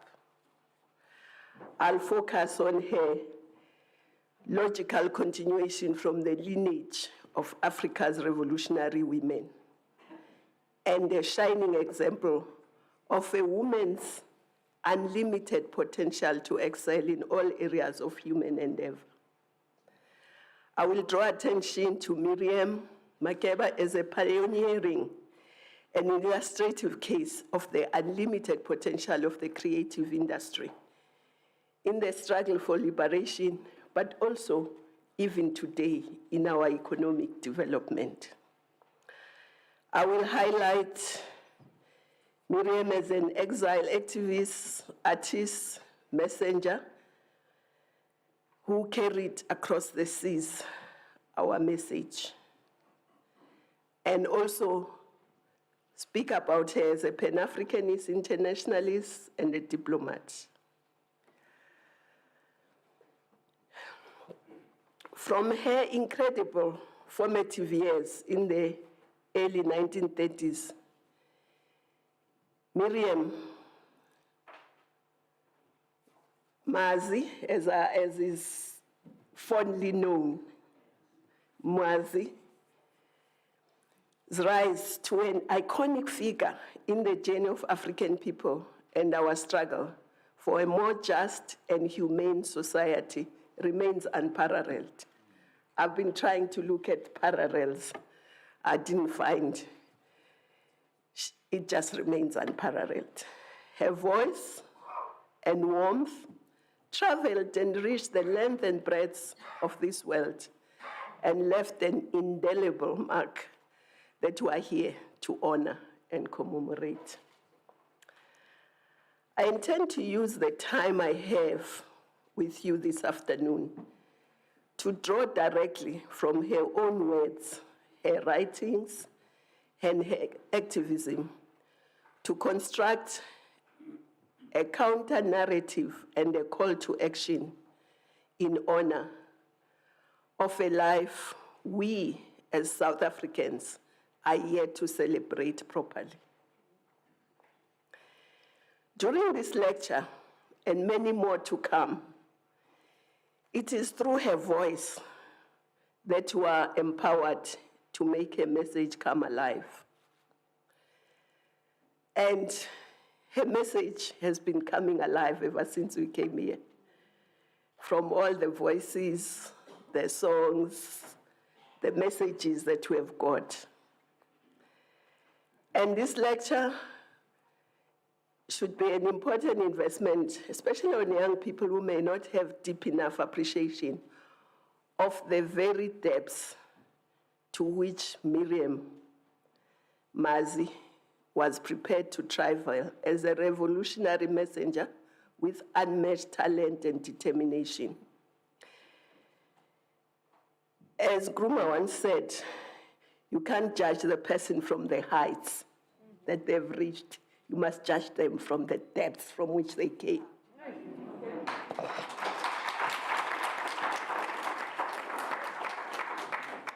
And a brief look at Mazi's early years provides us with an important glimpse into the conditions that created a perfect storm for a Miriam Mazi to emerge. She emerges as a strong revolutionary woman who comes out of a lineage of even stronger African women. Born to hardship, like many did in those days in Johannesburg, Prospect Township, and later growing up as one of 21 grandchildren on her maternal mother's side, Miriam described her early years as difficult but quite nice. I quote, she says her life was difficult but quite nice. The words difficult but quite nice carry a much deeper meaning. They are anchored on the long-standing revolutionary heritage among African people who dared to find light in the darkest of times. From the woman who led the slave results in the Caribbean islands on to the generation of 1976 and beyond, African women have fought harder, longer, and against great odds with little or no recognition. It appears to me that as Africans, we have not made the most of our inheritance, our heritage. We have inherited an enduring spirit and character that is nurtured through what some scholars call a community cultural wealth that is passed on from generation to generation. At the heart of this community cultural wealth, embodied and passed on by the likes of Mazi, are two forms of capital: the navigational capital and the familial capital. The navigational capital refers to skills and abilities nurtured amongst the marginalized to navigate through social institutions that were not created with the marginalized in mind. Familial capital, on the other hand, refers to those cultural knowledges that carry a sense of community, memory, and cultural intuition It is due to their possession of this form of capital that Africans widen their concept of family to include a more broader understanding of kinship.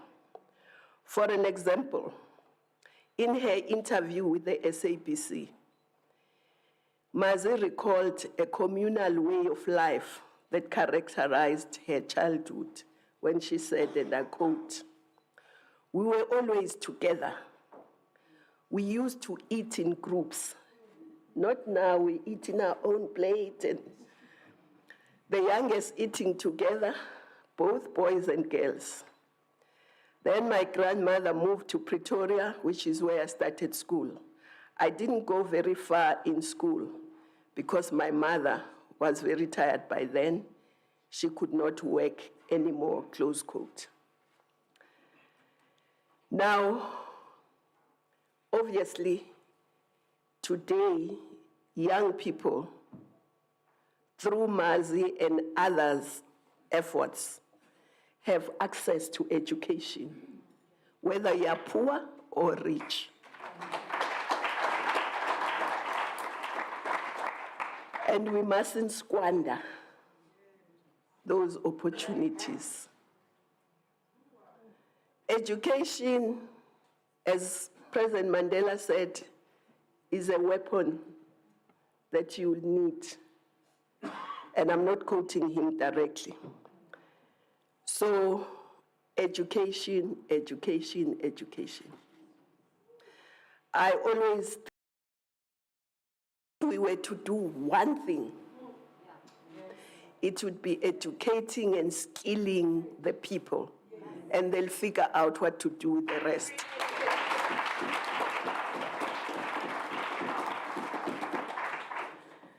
Of course, the inspiration is immediately apparent to learn from this phase of her life, that Miriam Mazi became an iconic singer, a writer, activist, mother, grandmother, freedom fighter, whose artistic talent traveled to virtually every corner of the world.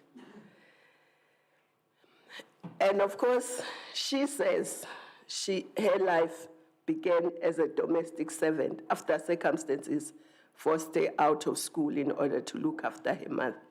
This reality persists amongst young women today. Against the backdrop of negative and often deficit ways in which African women are often projected in the mainstream narratives, I now wish to draw your attention to the second theme.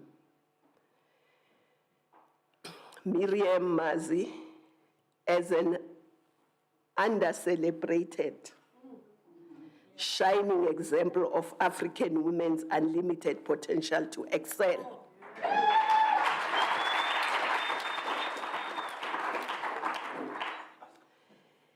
Even though her voice would later travel to every corner of the world, Miriam's talent was nurtured in a household that treated her as an equal, with respect and dignity.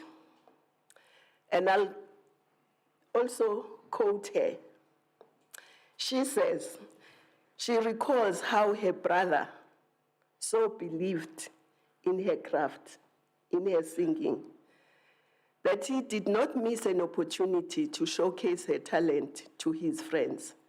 She recalls, and I quote, "I didn't know I could sing, but I always liked singing. You couldn't ask me twice to sing as a child. I would jump up and sing every opportunity and seize every opportunity. My brother played a piano and a saxophone. And whenever his friends came around, he used to call me to sing in front of them. He taught me songs in English, although I didn't even speak English at the time. And he had a very big collection of records," close quote. Now, this is very important because her brother saw what was in her and wanted to nurture that talent. unlike other brothers, they would have suppressed her. They would have said, this one is going to shine, and suppress her. But her brother didn't. Her brother showed her off to visitors and asked her to sing. So that's a big lesson that we must learn. How do we raise our children, boys and girls? Do we raise them as equal? Or do we treat young men as little princes and young women as little Cinderellas? Even today, we still encounter a situation where in a family, Lindelani would come in, coming from wherever, just using you as an example, but I know you don't do it. And that's why I'm using you, because you don't do it. Then comes in, sees the sister. Sister is busy doing something else. Make me a cup of tea. Haibu. And the parents keep quiet. They don't say to him, if you need a cup of tea, make it and ask us if we also want tea.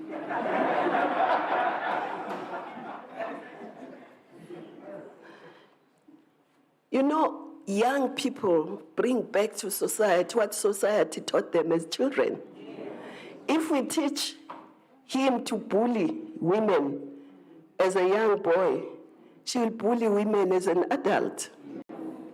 So you can see that Miriam was not bullied by his brother, from what she says. Instead, her brother wanted to show off that he has a sister who can sing.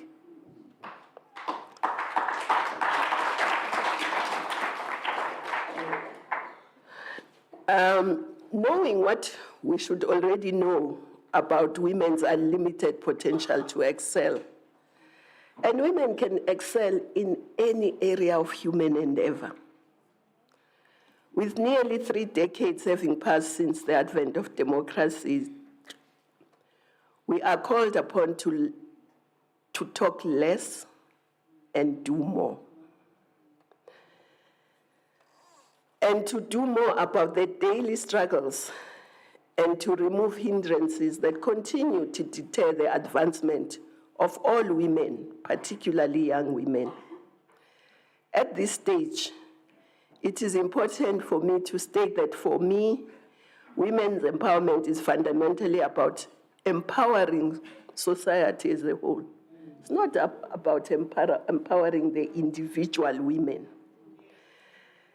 And that there's no country in the world that has successfully advanced whilst remaining indifferent or even paying lip service to the ongoing structural and physical violence on women and their right to self-determination. Genuinely fighting patriarchy should therefore be considered a central tenet in discourse of liberation and freedom, not an afterthought.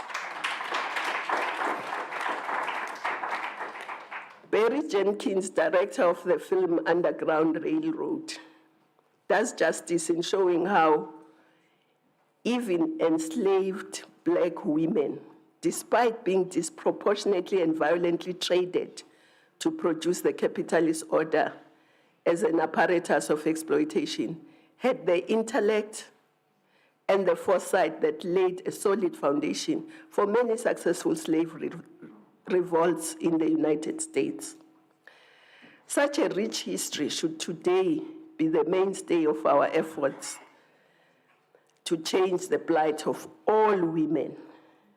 Women in business, in government, farm workers, mine workers, the unemployed must receive the same level of attention and resources from caregivers, community workers, factory workers, domestic, farm workers, to the highest levels of private and public sector governance. The very base of this economy relies on the daily toiling of women, often for disproportionately low pay when compared to their male counterparts. In South Africa, we still have people who pay women less for the work of the same value. Shouldn't we go the Iceland route? Iceland has made it illegal to do that. So I'm sure Mazi would have wanted that. In the words of Maya Angelou, women of the world grow the fruit, but they eat the rind. Too many times, words like women empowerment have been uttered in vain, and sometimes as an afterthought. This will have to change.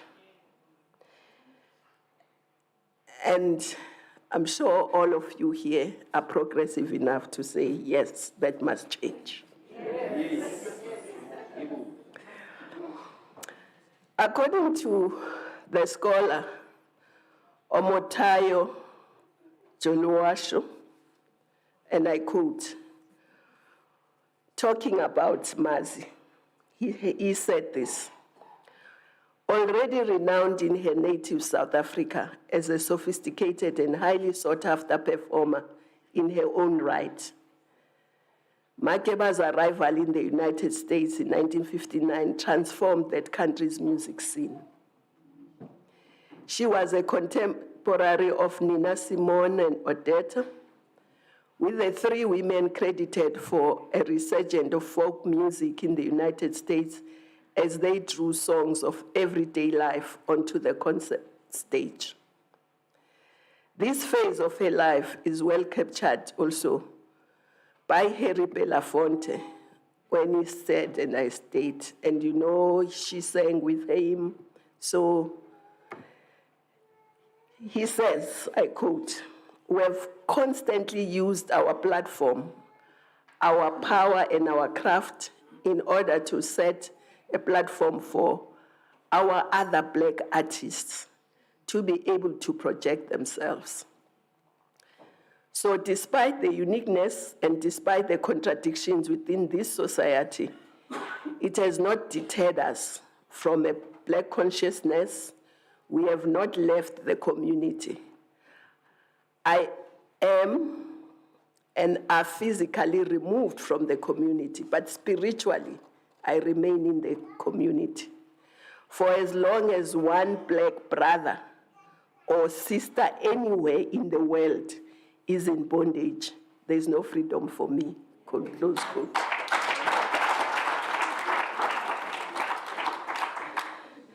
And of course, that was Mazi's mantra. She didn't believe she could be free if there was an African anywhere on the continent or in the diaspora that was not free. From Belafonte's message, it becomes crystal clear that this was not music for music purposes. This was a consolidated group of creative liberators, driven by an unflinching commitment to Black consciousness. Miriam Makeba lived a life unbounded by narrow mental borders. She saw herself as a citizen of the world. She was not constrained by borders. And at all times, she believed in the unity of all Africans on the face of the earth, those at home and in the diaspora.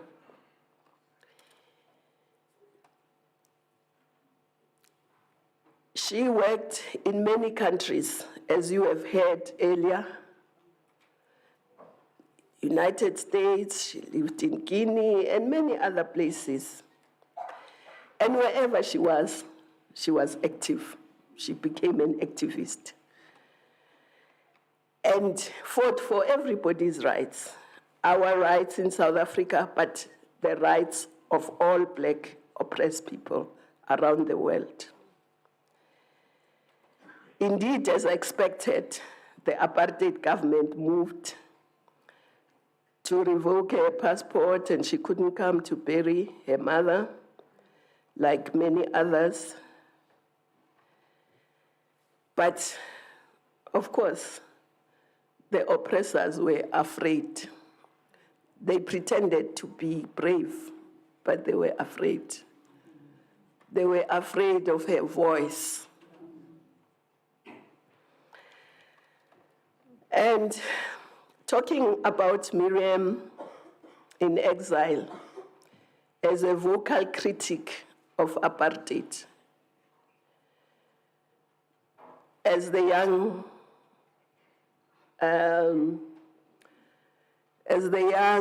people here who, I don't see them anymore. Oh, there they are, yes. They said that she spoke about conditions of people. You call it politics if you like, but she was talking about the conditions of the people. And of course, she appeared in front of the UN at least on 4 occasions, including twice when she was a delegate of Guinea, not of South Africa. She was a citizen of the world. She was a citizen of the continent.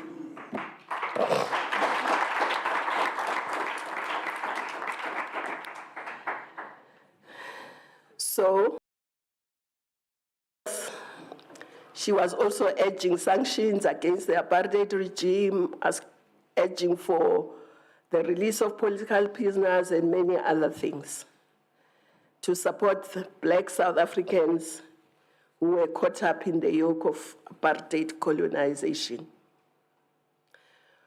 Omatoyo illuminates how Miriam, through her voice, mobilized support for the civic rights movement organization and activists, and through her activism, embedded American struggles for civil rights within a continuum of African liberation struggles. This work extended to her support for anti-apartheid and anti-colonial liberation movements on the African continent. You heard them singing. She didn't see herself as just as a South African. She must just fight for South Africans. No. She saw herself as a Black person, as an African oppressed anywhere. She must be an activist for their liberation. That's who she was. Are we like that today? Are we like that today?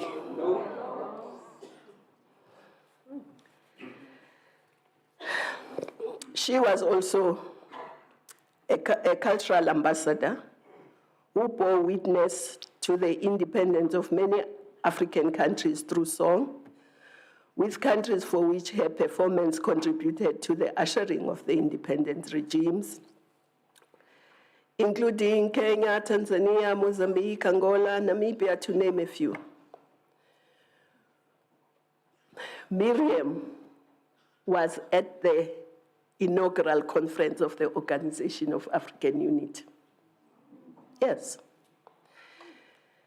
So, as the South African apartheid government began transitioning power, she came back in the 90s. But right through, everybody loved Miriam, but Miriam loved humanity.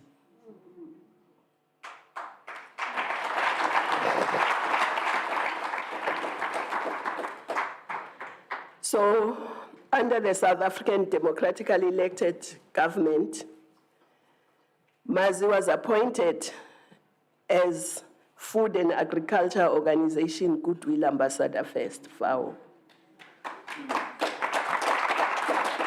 So the world recognized her. And of course, then the South African government also recognized her as an ambassador for Africa.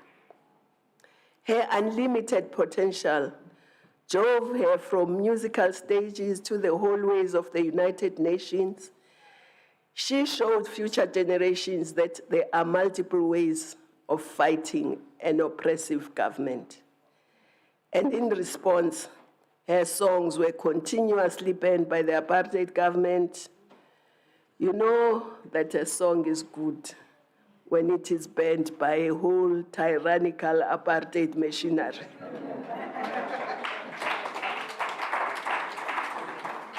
Then you know you are effective. And indeed, her songs, her work was very effective. This is the kind of inspiration that should be found in our school books. Yes.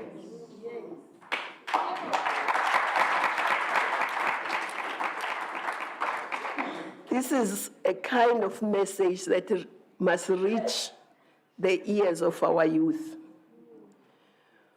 We are here today because the master's tools cannot destroy the master's house. If we are going to be the masters of our destiny, we must first be the masters of our songs, or our films, of our poems that influence that destiny. We cannot afford to outsource this responsibility.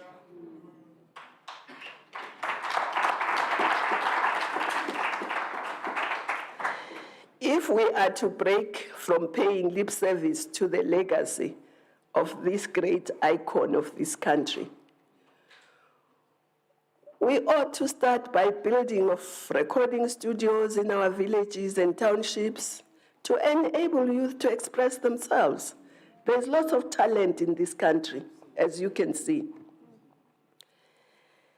A civil rights activist said, and I quote, "Every single thing that touches our lives, every idea and every institution must be turned into an instrument of liberation or be thrown into the ash can of history." The creative industry is one of those instruments of liberation. Not only for the past, but for the future. Yes, we've got the vote, but we don't have economic freedom yet. There's triple challenges of poverty, unemployment, hunger, and of course, inequality and homelessness. So the struggle continues. It's not yet uhuru.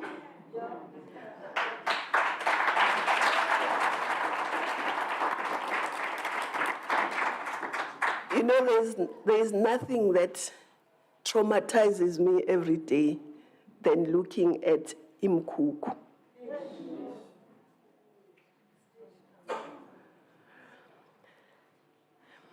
And of course, if we are to be true to her legacy, we must follow her footsteps.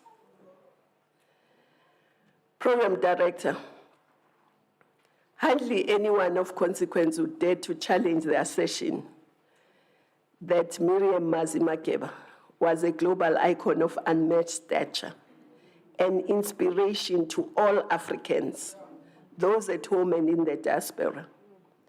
She saw no difference between the conditions and circumstances experienced by Africans, regardless of their geographical location. This was as relevant in 1969 as it is relevant today in 2023.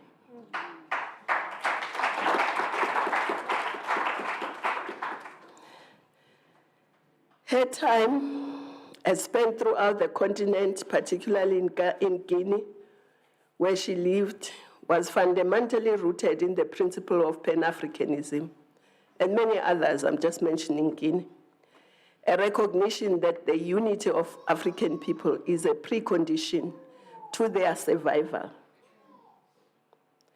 She knew then what we seem not to know now. That, as Kwame said, Africans must unite or perish.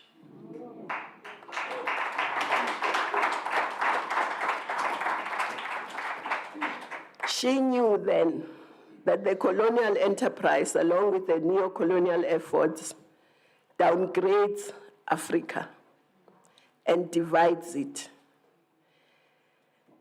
And to capture it for themselves, that's why they do that. We've been under siege for thousands of years.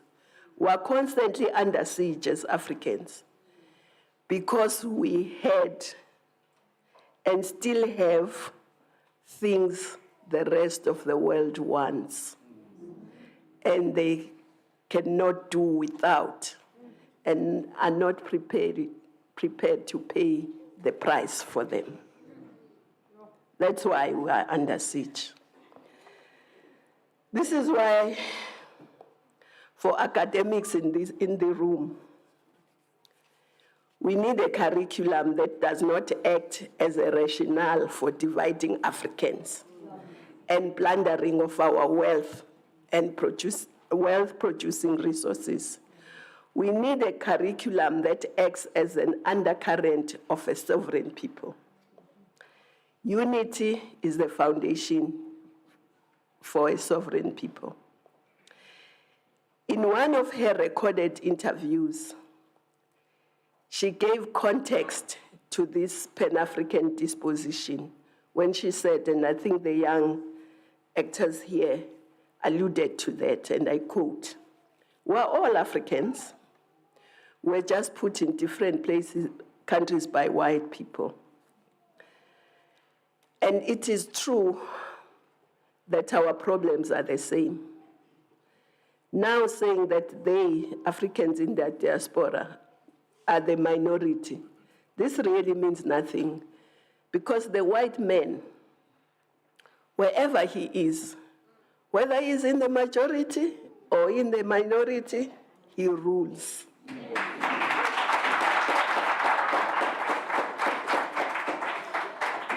It just provokes to everyone that it just proves to everyone that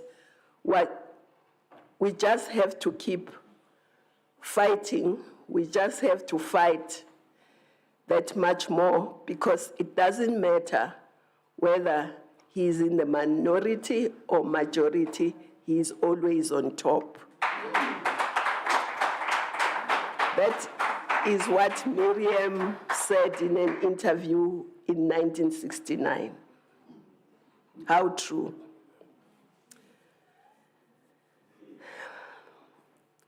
Mazi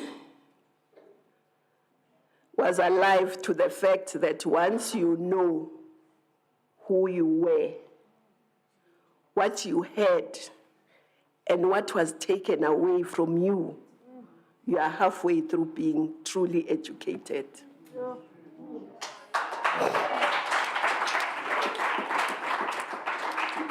Suddenly,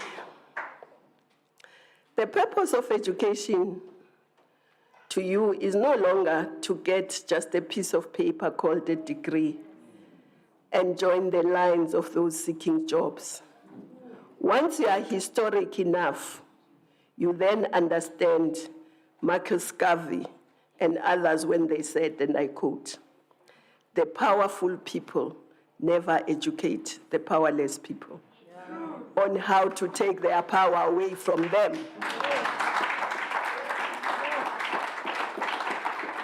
To expect this from the oppressor is a contradiction in terms.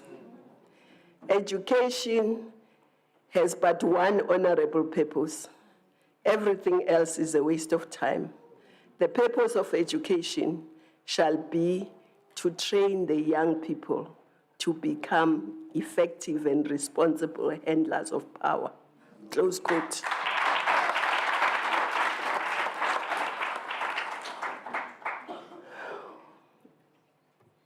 Not that I'm saying degrees are not important. Yesterday, as the Chancellor of the University of Limpopo, I was actually conferring those degrees. They are important, but if we don't know what they are for, then it's a problem.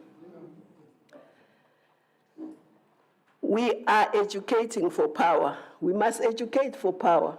What's the point of being educated and being powerless?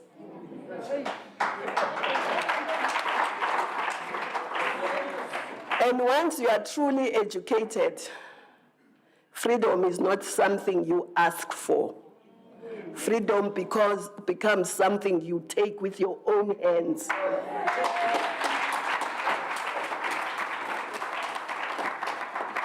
And let the chips fall where they may. All Pan-Africanists who drink from Mazi, Kwame, and others' fountain of wisdom understand the difference between freedom and the sham independence of neo-colonial client states. Krumah, in his Handbook of Revolutionary Warfare, theorized that, and I quote, "A state can be said to be neo-colonialist or client state if it is independent de jure and dependent de facto." He continued to emphasize that a client state in theory has all the outward trappings of international sovereignty, but in reality, its economic system is under the control of international finance, close quote. So we need young people who are alert and steadfast, well prepared to separate fact from fiction, genuine freedom from sham independence. So,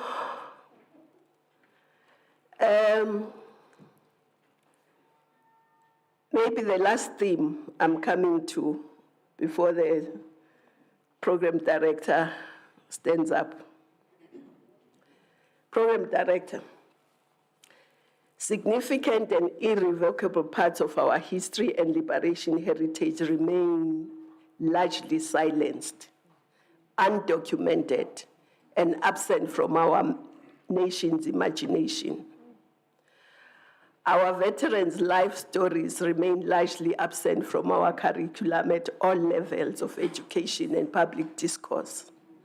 Subsequently, our nation is losing its liberation, cultural, and intellectual heritage faster than it can be preserved.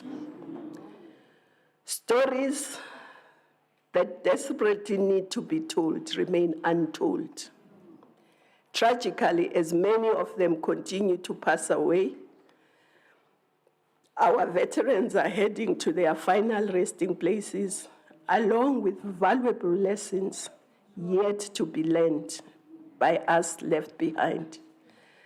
Their songs, photos, diaries, stories, both tragic and victorious, their thoughts, hopes, dreams, aspirations, need to be communicated through books for children, youth, adults, documentaries, short films, and portraits. And of course, this lies squarely also in your domain as an academic institution. In an era where children are constantly and often opportunistically told to forget about the past and be forward-looking, I say nothing has been more detrimental to the well-being of Africans than accepting the proposed disregard of our history and culture.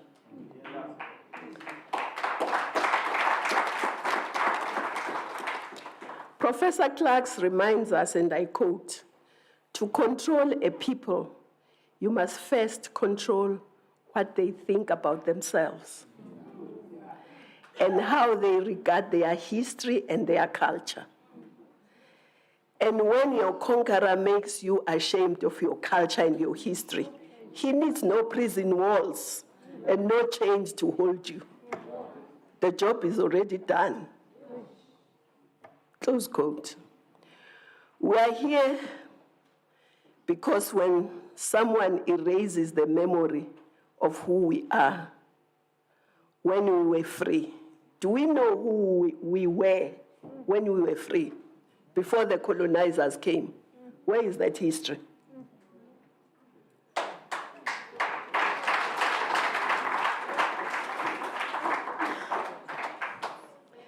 So that history needs to come to the fore. And that history of how we fought for our freedom is not known. And we make it impossible for our children to imagine what genuine freedom is supposed to look, feel, or even taste like. So in her own words, Mazi was once more forthright about this urgent need for us to write and tell our own stories when she said, and I quote, "The conqueror writes history. They came, they conquered, and they wrote. You don't expect the people who came to invade us to tell the truth about us. They will always write negative things about us. And they have to do that because they have to justify their invasion in all our countries. It's like saying, when the European went to America, there were no Indians. It's ridiculous because they were there. I know my people were there. We don't write our history because it had always been handed down by our elders. Of course, the white man writes history, his story, and he calls it history. It's his story.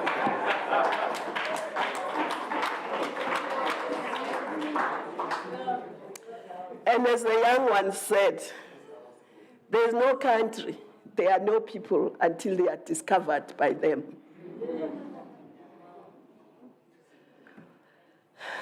And I close quote. Mama Makeba correctly placed emphasis on the fact that when you surrender knowledge production and dissemination, what is considered good becomes that which sustains the oppressor's dominant position. And everything about the oppressed is presented as undesirable.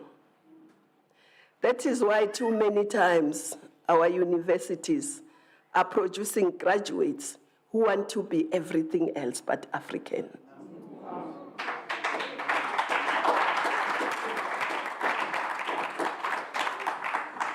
We seem ashamed of ourselves. Too many times we long to be those things most unlike ourselves. So that must change. And I hope this is the beginning of that change. This inaugural lecture to honor and draw inspiration from the icon that is Miriam Makeba is thus both timely and crucial to our very survival as Africans. What we are doing today represents a significant moment in the process of counter-storytelling. It enables us to push back against the erasure and sometimes watering down of our heritage and way of life. I therefore congratulate UNISA for leading the way in this regard. And the Thabo Mbeki School and the TM School. And I hope you will do this for many more others. This lecture, and I call it a lecture series because this is an inaugural, which means there are many more that will follow, represents a clock that we must to tell the political and cultural time of the day. Miriam Makeba in our collective past represents a compass that we must use to find ourselves on the map of human geography. Our past tells us where we are and what we are. But most importantly, our heritage tells us where we still must go and what we still must be. Our relationship to history and to Mazi is thus the same as a mother to a child. You can't separate the two. So her history represents our history. And that is what we must tell. We liberated ourselves, but we also liberated our oppressors. We liberated everybody because we now live in South Africa together. We're supposed to live as equals. We're not yet there. We're still striving to get there. So we are to pave a road to victory against propaganda that seeks to not only reduce Africans to a sideshow, but also reinforce the delusional idea that we were an inferior people. We're never an inferior people, and will never be. Doesn't matter how many times they say it, it's not going to happen. So I wish to conclude by just highlighting in point form some of the key lessons that we draw from the life and times of Mazi. One of the lessons comes to mind is how, through her words and deeds, she gave practical expression to the concept of Ubuntu. She didn't only say it, she lived it.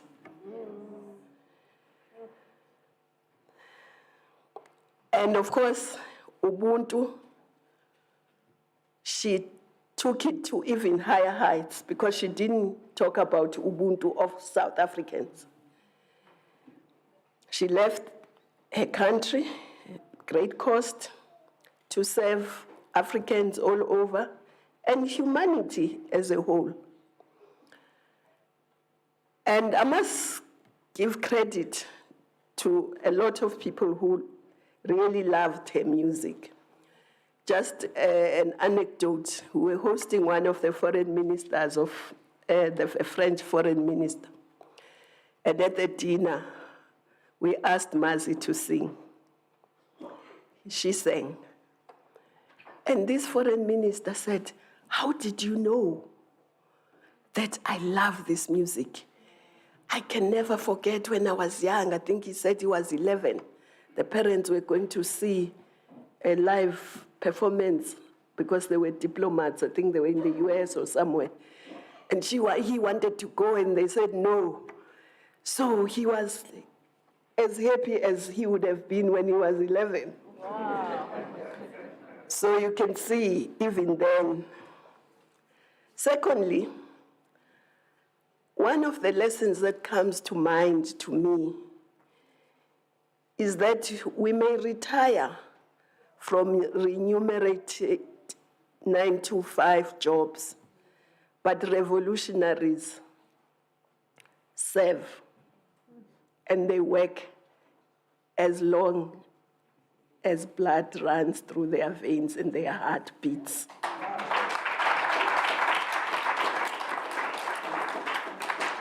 She gave that practical example. She took her last breath, literally, at a concert where she performed for a good cause. And she loved everybody. And I'll give you another example. The Egyptians were building a children's hospital in Egypt. And they asked all the diplomats to contribute. And our ambassador called us. It was Ambassador Mdlalos at the time. He said, "We don't have money to contribute. What shall we do?" So I said, "We also don't have money to give you." Then we discussed, and then we said, "No, because I'm going to Egypt for an official visit.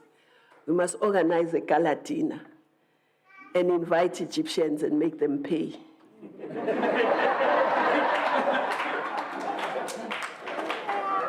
And we agreed.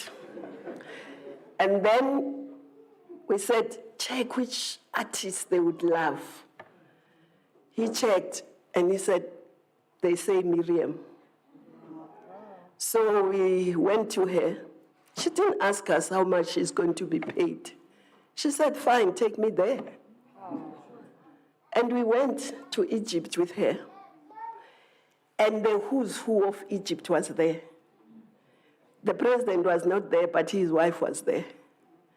And they paid a lot of money to just come to listen to Mazi.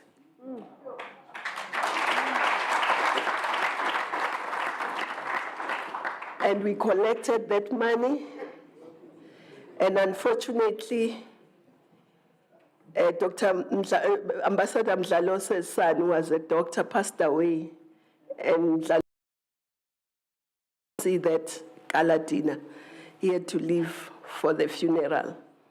But we collected a lot of money. He gave it to the Egyptians, and the Egyptians were kind enough to name one of the wards after his late son.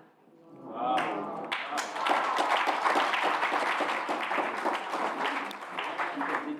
But that came from Mazi, because she is the one who was drawing everybody. And she is the one that made them free to pay whatever we said they must pay. So, and he never said, how much am I going to be paid? No. And we didn't pay her. We just took her to Egypt. That's how Mazi was. How many of us would do that? For another country, not even for South Africa. But as was said, she was a humanitarian activist. A children's hospital was being built. She contributed.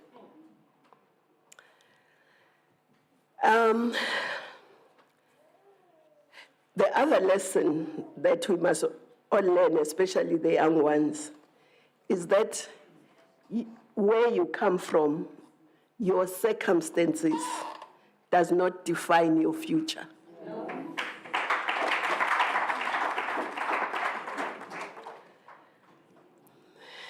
You know, once somebody asked me, where is your home? And I said Bulwa, and none of you anyway know Bulwa, very few. And this person said, was a white guy, said, that's the backwaters of South Africa. So I said, okay, that's where I come from. Yeah. Where is this? Is this the front waters? So it's fine. If you think I came from the backwaters, I'm now with you in the front waters. So don't allow your immediate circumstance to constrain you. Yeah. Miriam did not allow that. She became a global icon. The other lesson that we must learn is that a girl child, now I'm being biased a bit, the girl child, given the opportunity, excels. Yesterday, as I said, I was at the University of Limpopo, and I'll say this. We are conferring doctoral and master's degrees. And in the doctoral, I don't think there was a cum laude, but in the master's, there were 4, all girls.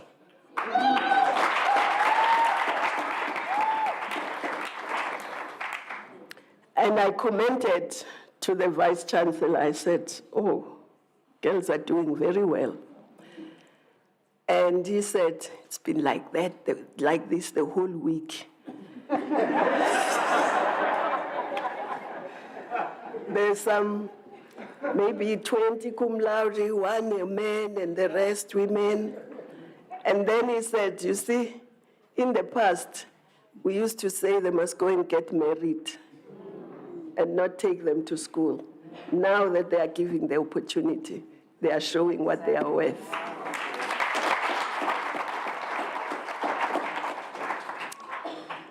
And of course, an investment in a young woman and women in general is not just an investment in an individual. If I were to say here, you stand up if you haven't laid in a woman's womb, who would stand? Stand? Who? So I always hear people talking about, well, we must do this, they are the majority. Yes, we're the majority, but we produce the others.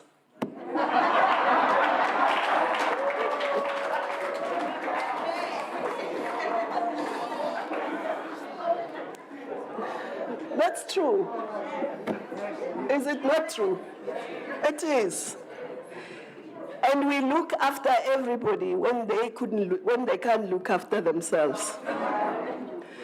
And then when they grow up, they say you are inferior. How does that happen? The person who brings you up suddenly becomes inferior to you. Oh, can't be. So that's the lesson we must learn. But the investment in women is an investment in communities and in the nation. It's a national investment. Yes.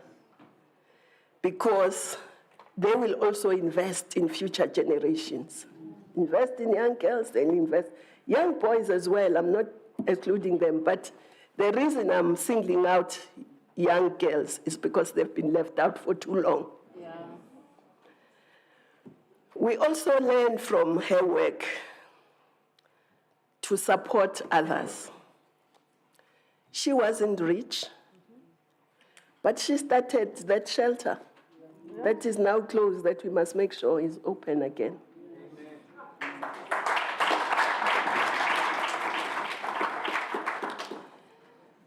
So she gave and gave and gave, not only in song, not only in struggle, but even whatever she had, she shared, and made sure that the person who was suffering more than she was, she helps.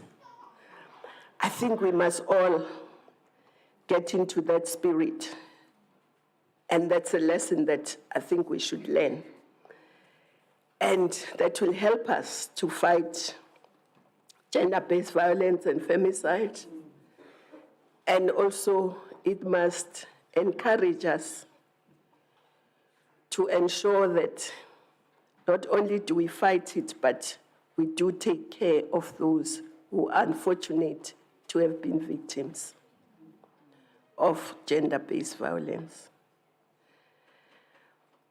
And in her role as a grandmother, we learn value in how valuable grandparents are.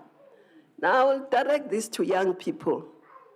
Sometimes we hear young couples, I don't want umamezala or umazohlala nama. We want our space.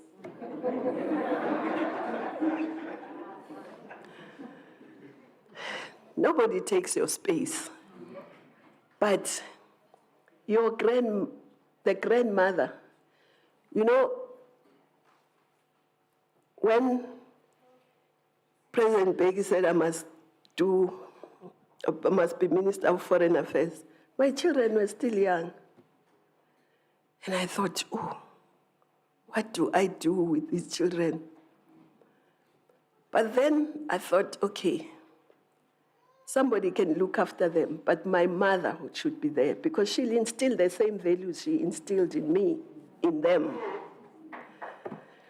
So I think, yes, we must have our space as young people, but we must also understand that there's a lot we can learn from our grandparents, from our parents.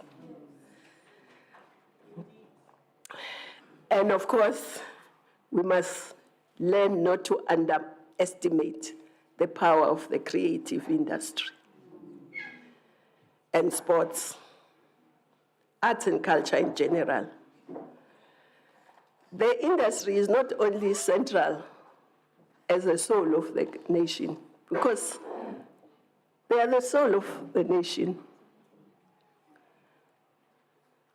but has a potential to also create jobs. See how Nollywood, Bollywood, Hollywood. So we mustn't underestimate that. The final lesson that I want to draw, there are many, I just picked a few, is that we must believe in the unity of Africans.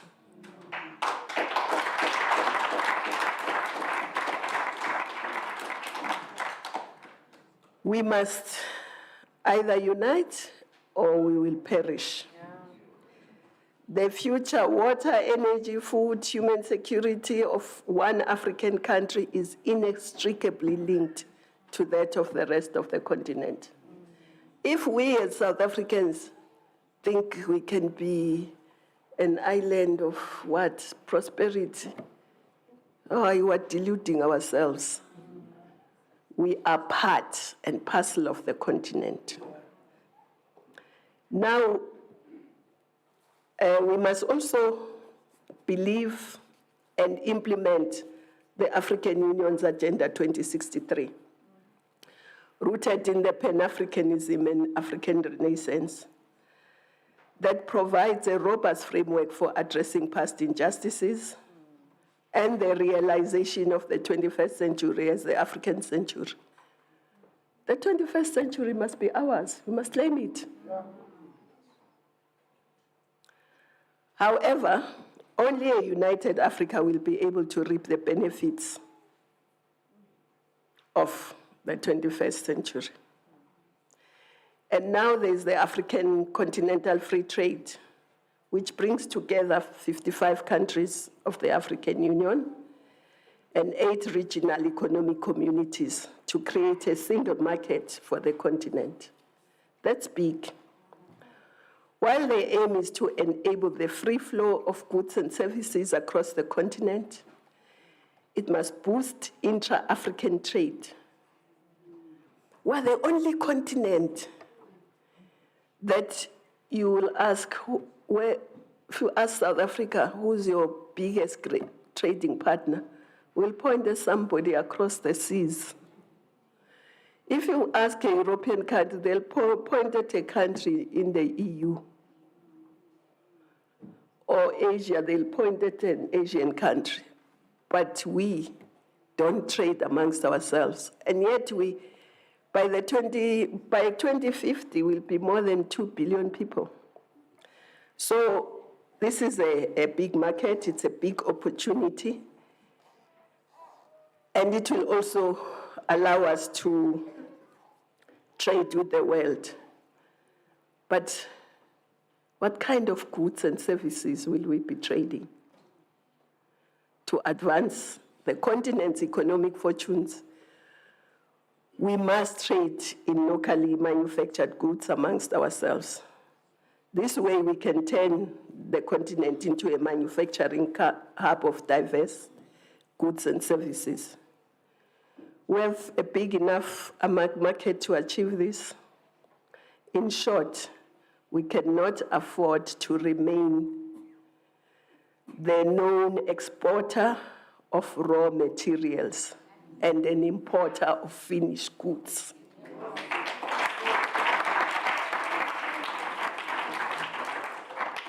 We also learn from her the significance of unity of progressive forces in the world.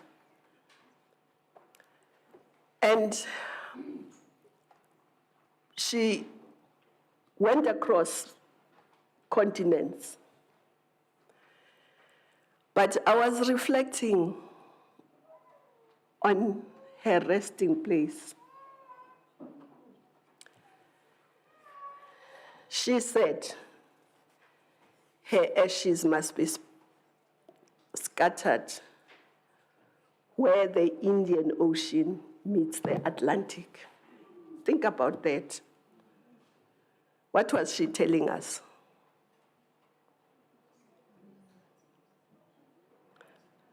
What was she telling us? She was telling us that she belongs to the world.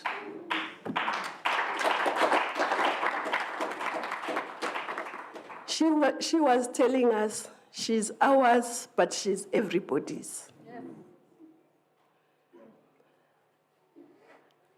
But maybe also she was pointing to the importance of the ocean. We ignored the ocean. Africa is like a big island with 2 oceans and 2 seas.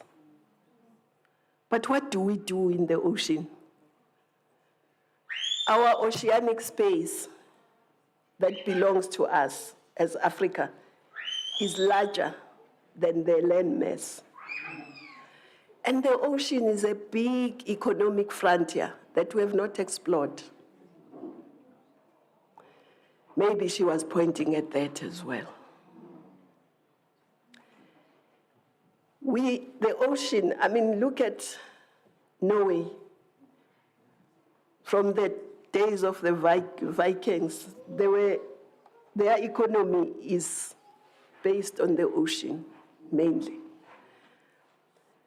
Ours, we ignore.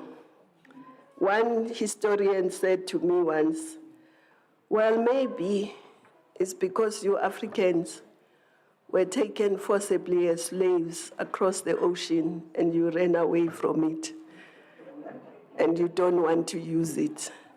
But I think it's time we use the ocean.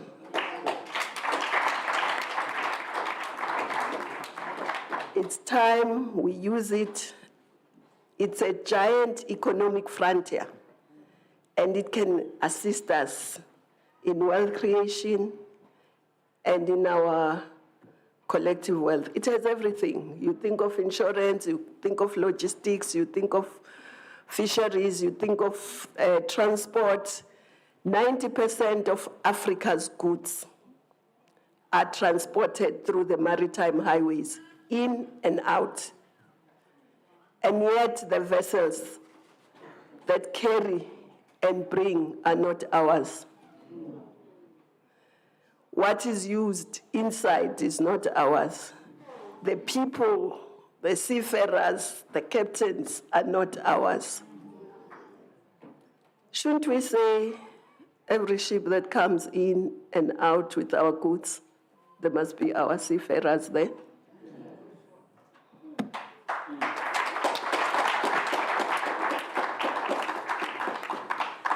Okay, lastly, all history is a current event. The present is currently giving birth to the past while simultaneously whispering to inform the future. Much of what Mazi cautioned us about continues to plague this continent to this day. We must therefore, through commemorating her, change our ways. There are many more lessons, but out of respect for time, I wish to end here. A luta continua.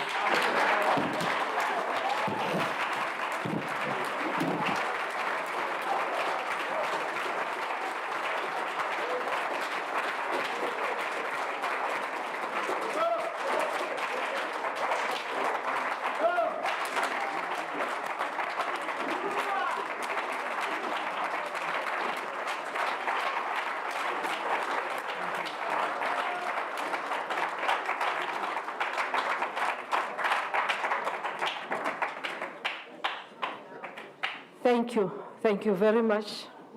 Thank you. Wow.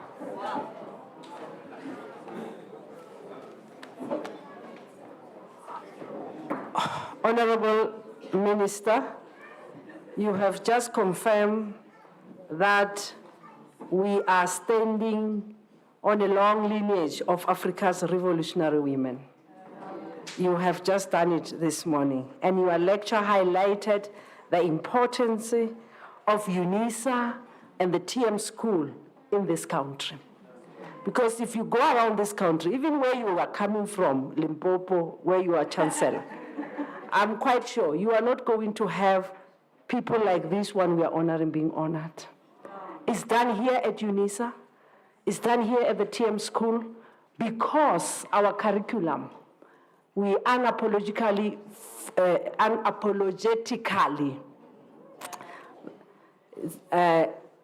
promote Africanization and decolonization. That is the stance of UNISA. And this is why we would be able to even honor distinguished Africans as UNISA.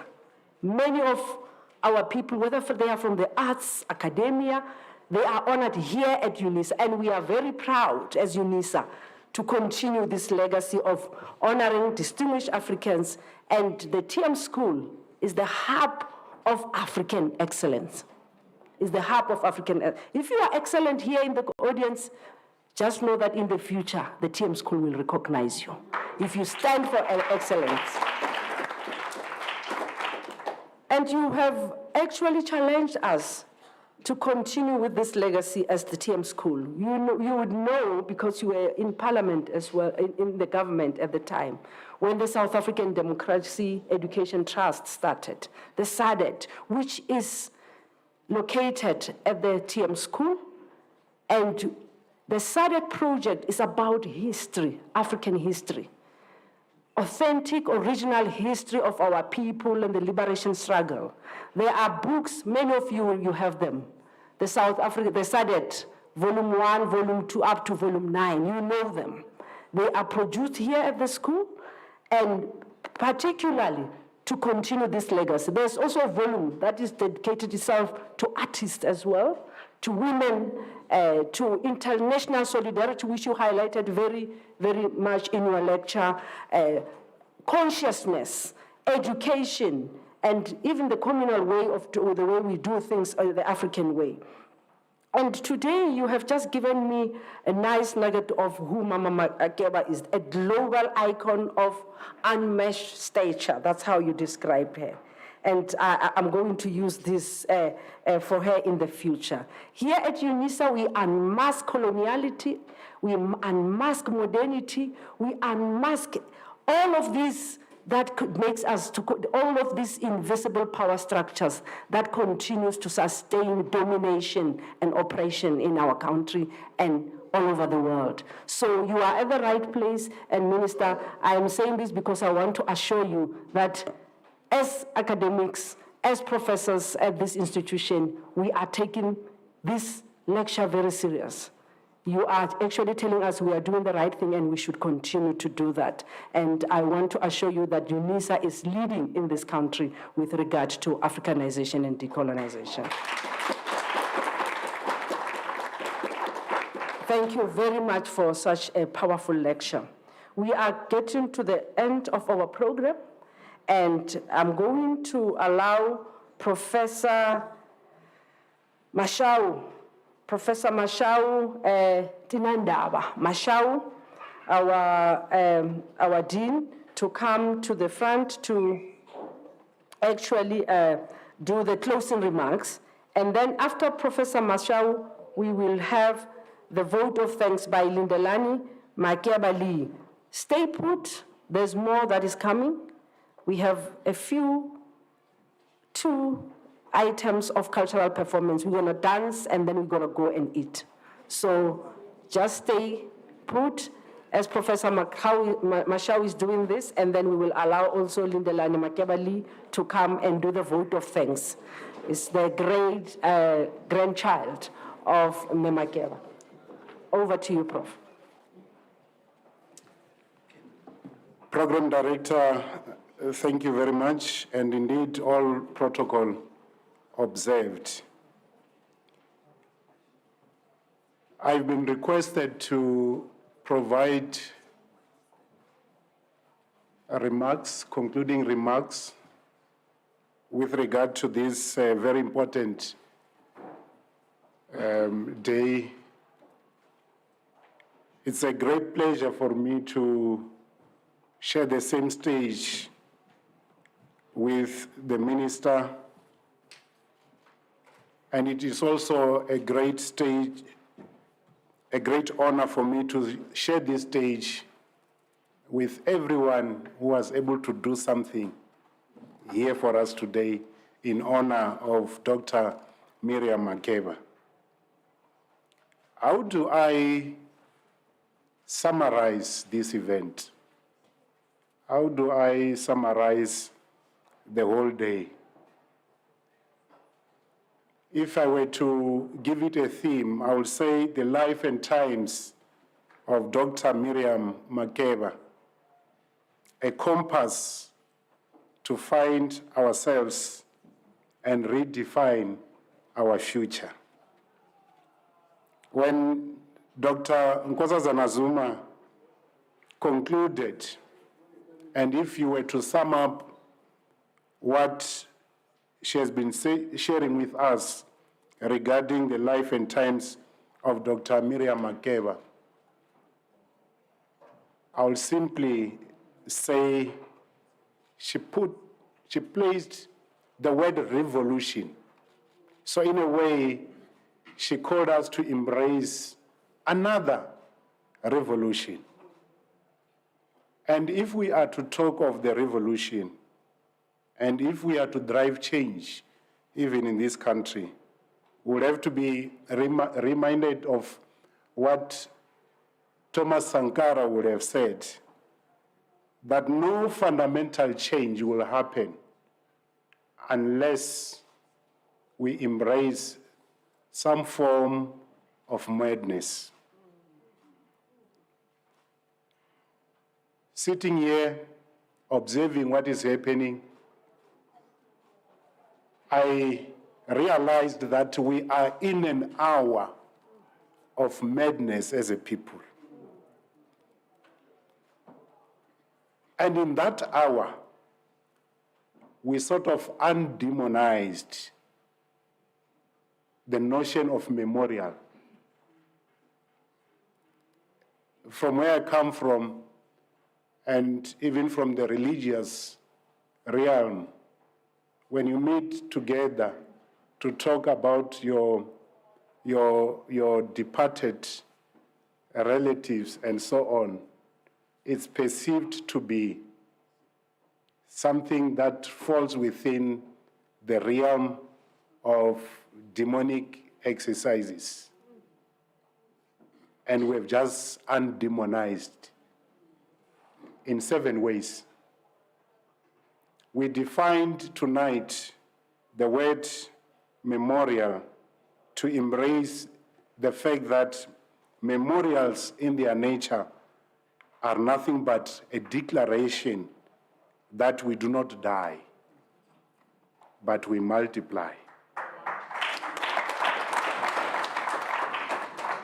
So memorials in their nature are about redeeming memories.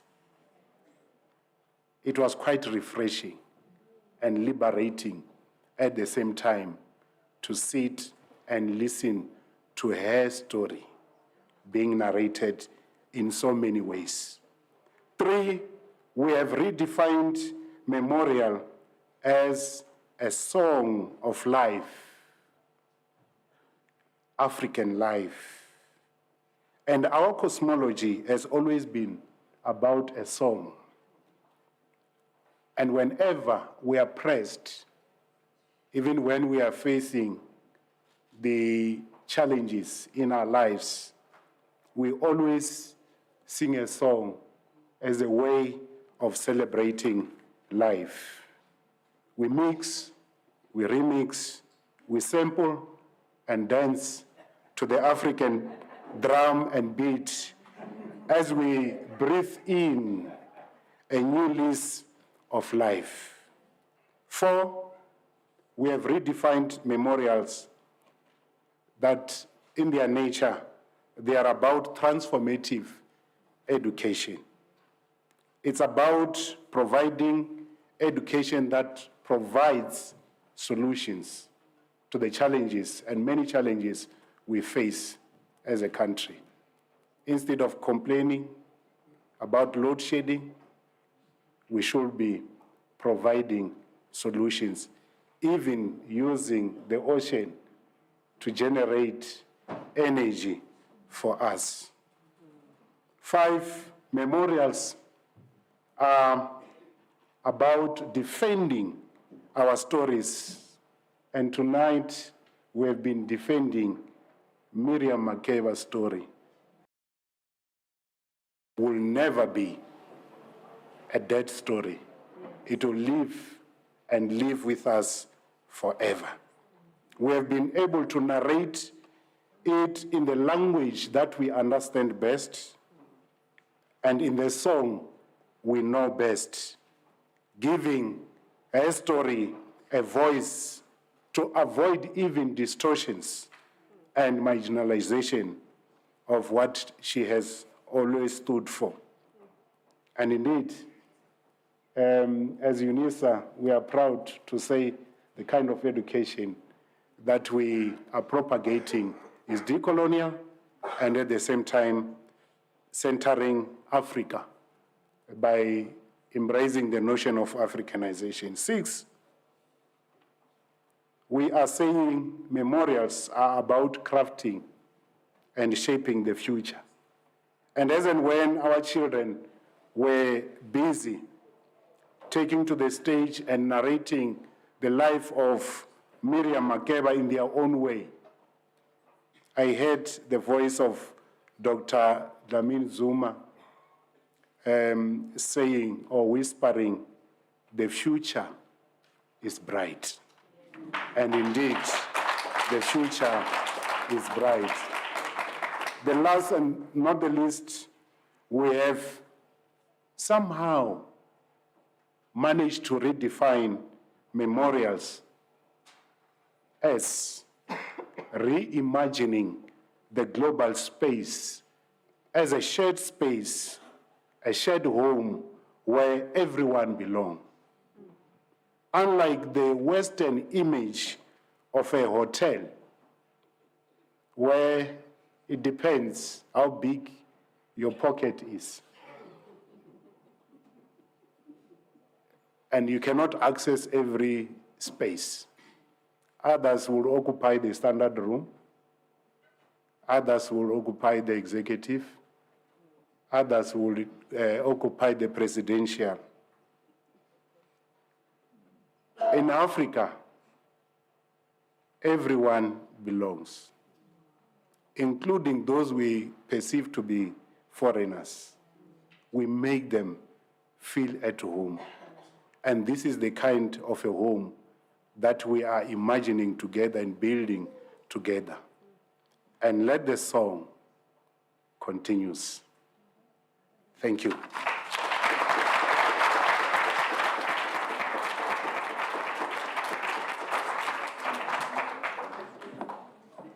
Thank you very much, Professor Mashau, the Deputy Dean of the College of Human Sciences.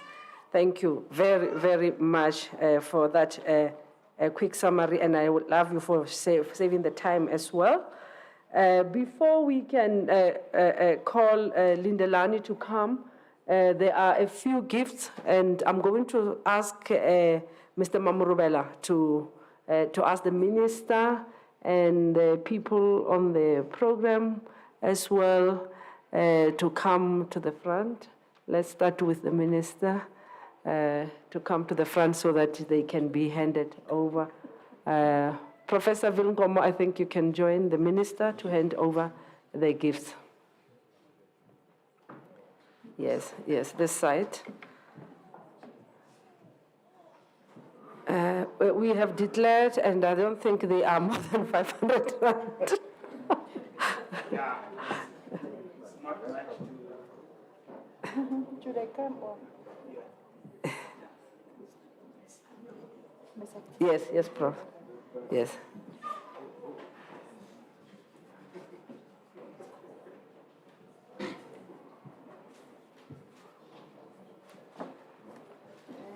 So you will call everyone that is on.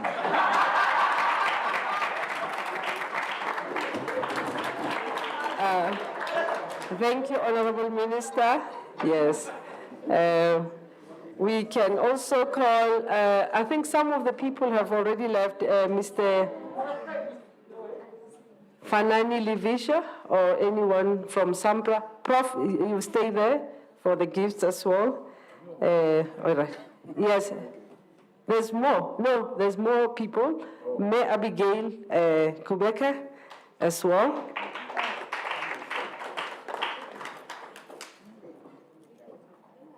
Followed by Ntate Sipo Mabusa. Sipo Mabusa. And then also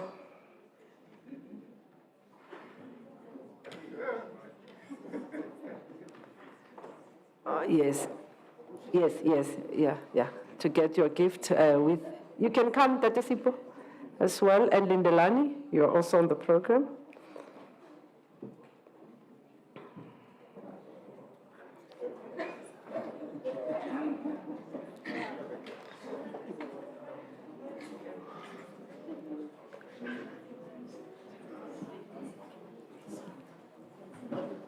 Okay.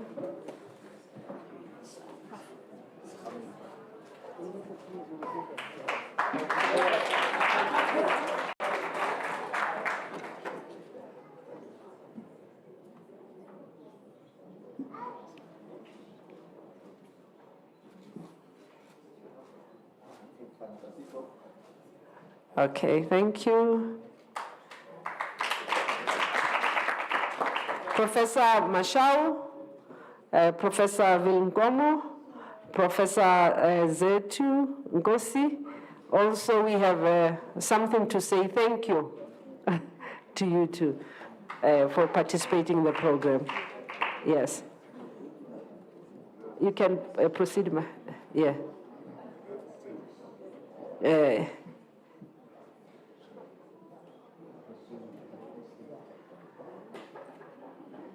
Thank you.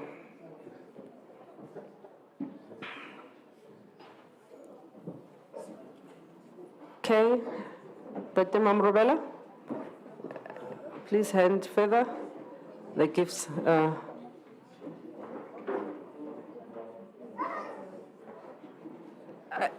This is UNISA. When you have, you'll just find a program inside, Prof. Don't worry.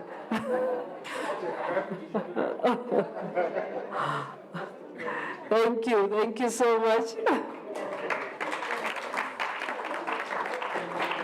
Professor Nkosi, oh, your one is coming. Wait. Oh, it will come.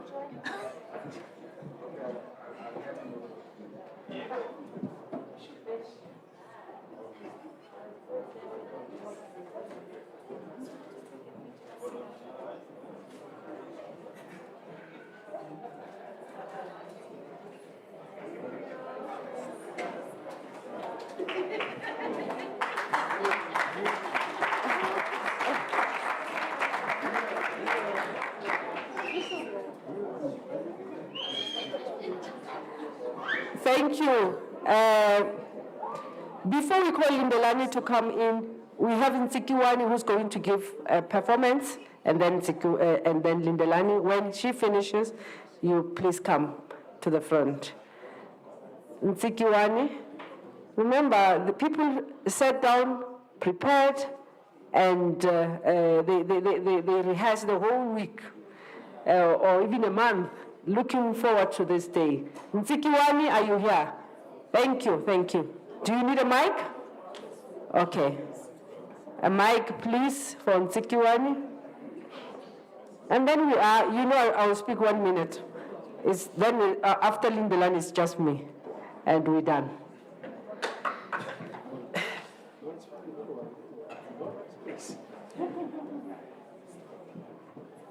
Oh, you can't be here. Okay. Or here.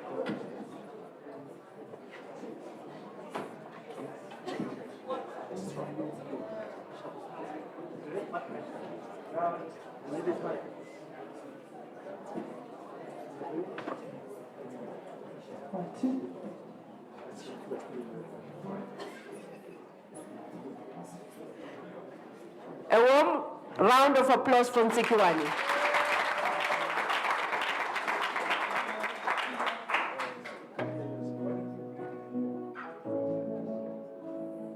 Am I audible? Let me greet the Honorable Minister, all the dignitaries that are in the venue today, Makeba family, and the lovely audience. I'm really honored to be here today. I'm going to play 2 songs for you. One, and Jate Hope Sticks already started it earlier, so I'm going to do that one and one of my own songs. So please sing along with me.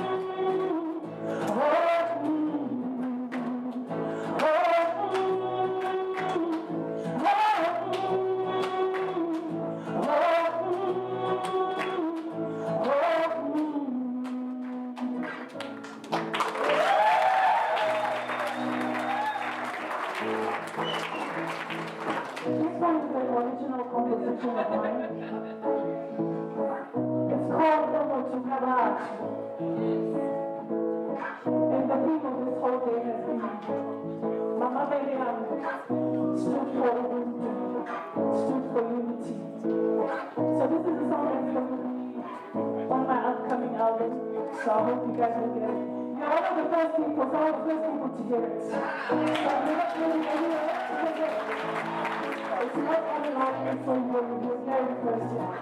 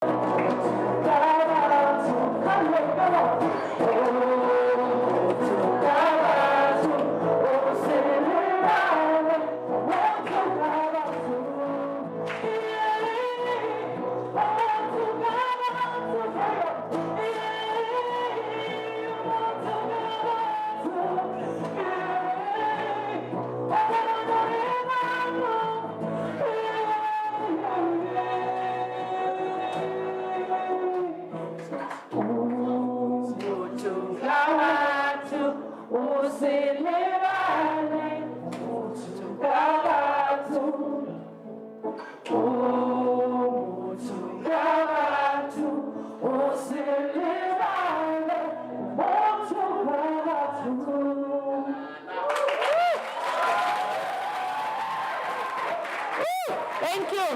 you, Ntsikiwani. Thank you very much. We will call upon Mr. Lindelani Makeba to come to the front and do the voice. Please, let's sit down and listen to the family now. And we have come to the end of the program, and we want to hear the reflection of from the family. Thank you. Good afternoon, ladies and gentlemen. I'd like to firstly start by saying thank you so much for your time. Of course, all protocol reserved. Honorable Minister, it's been an honor to receive your presence and receive your words. I would also like to greet and thank all the prestigious professors here at UNISA. I would like to greet all of our delegates, and of course, greetings to everybody over here. Once again, I cannot express the gratitude that myself as a representative of the family feels. This is very heartfelt, and I can feel wherever Mama is right now, she's definitely very happy, very appreciative, and she recognizes us as we recognize her.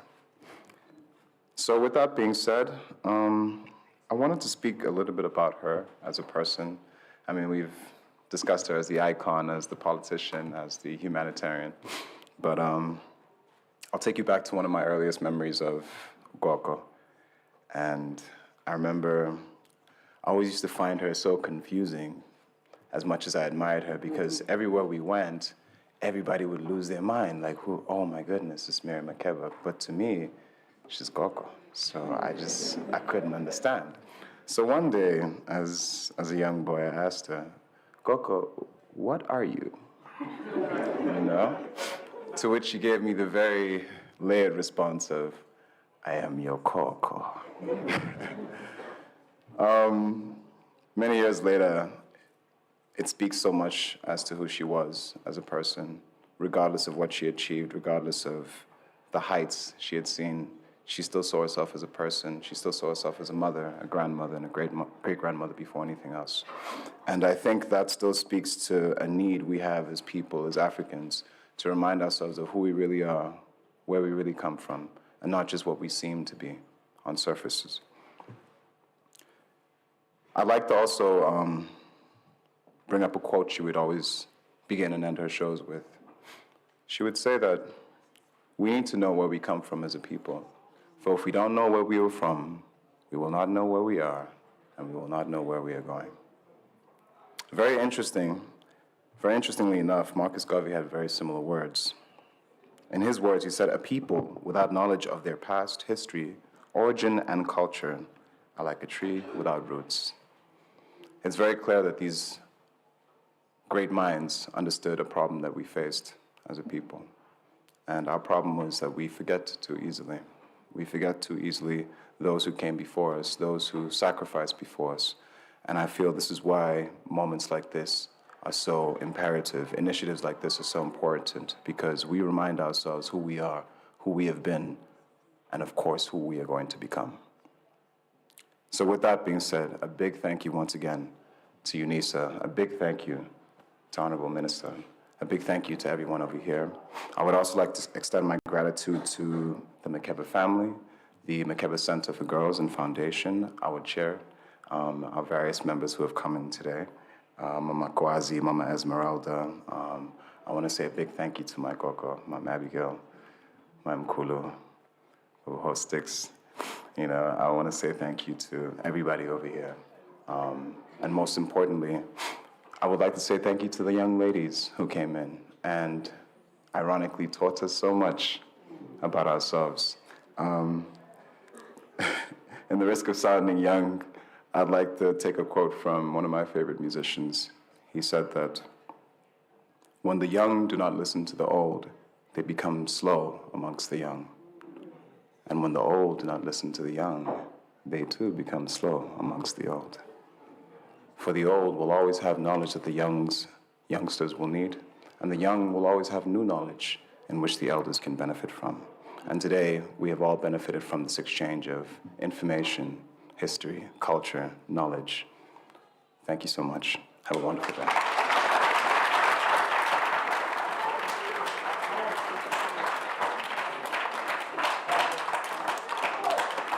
Thank you, thank you. Thank you so much, Lindelani.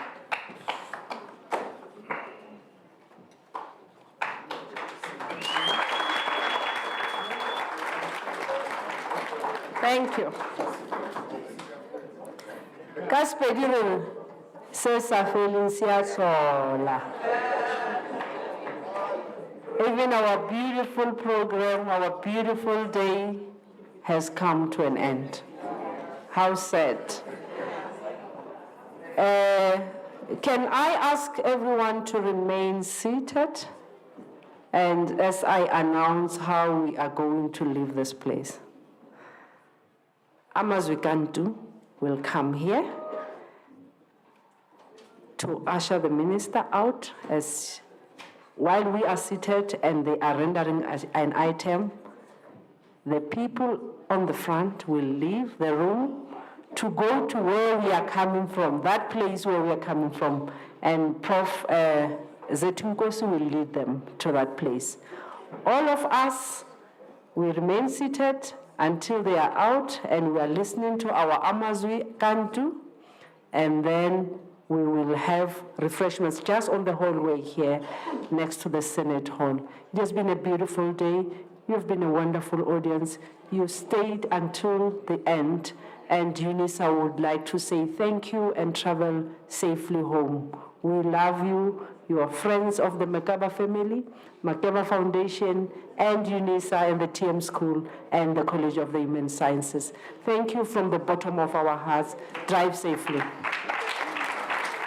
Kwanti? Oh, they are gone. Okay, our Kwanti is gone, but let's just, oh, they are here.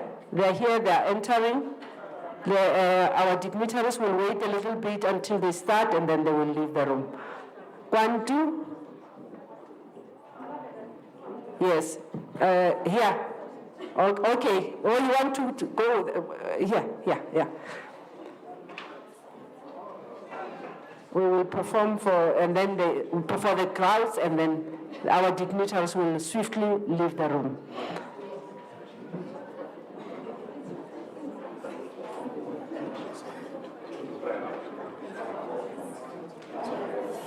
Yes.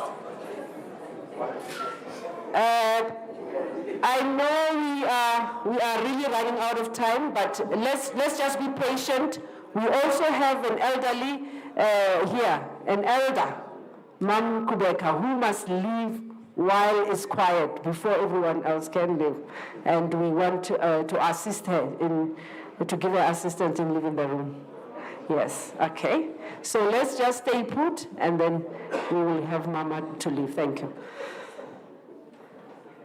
Kwantu, fire on.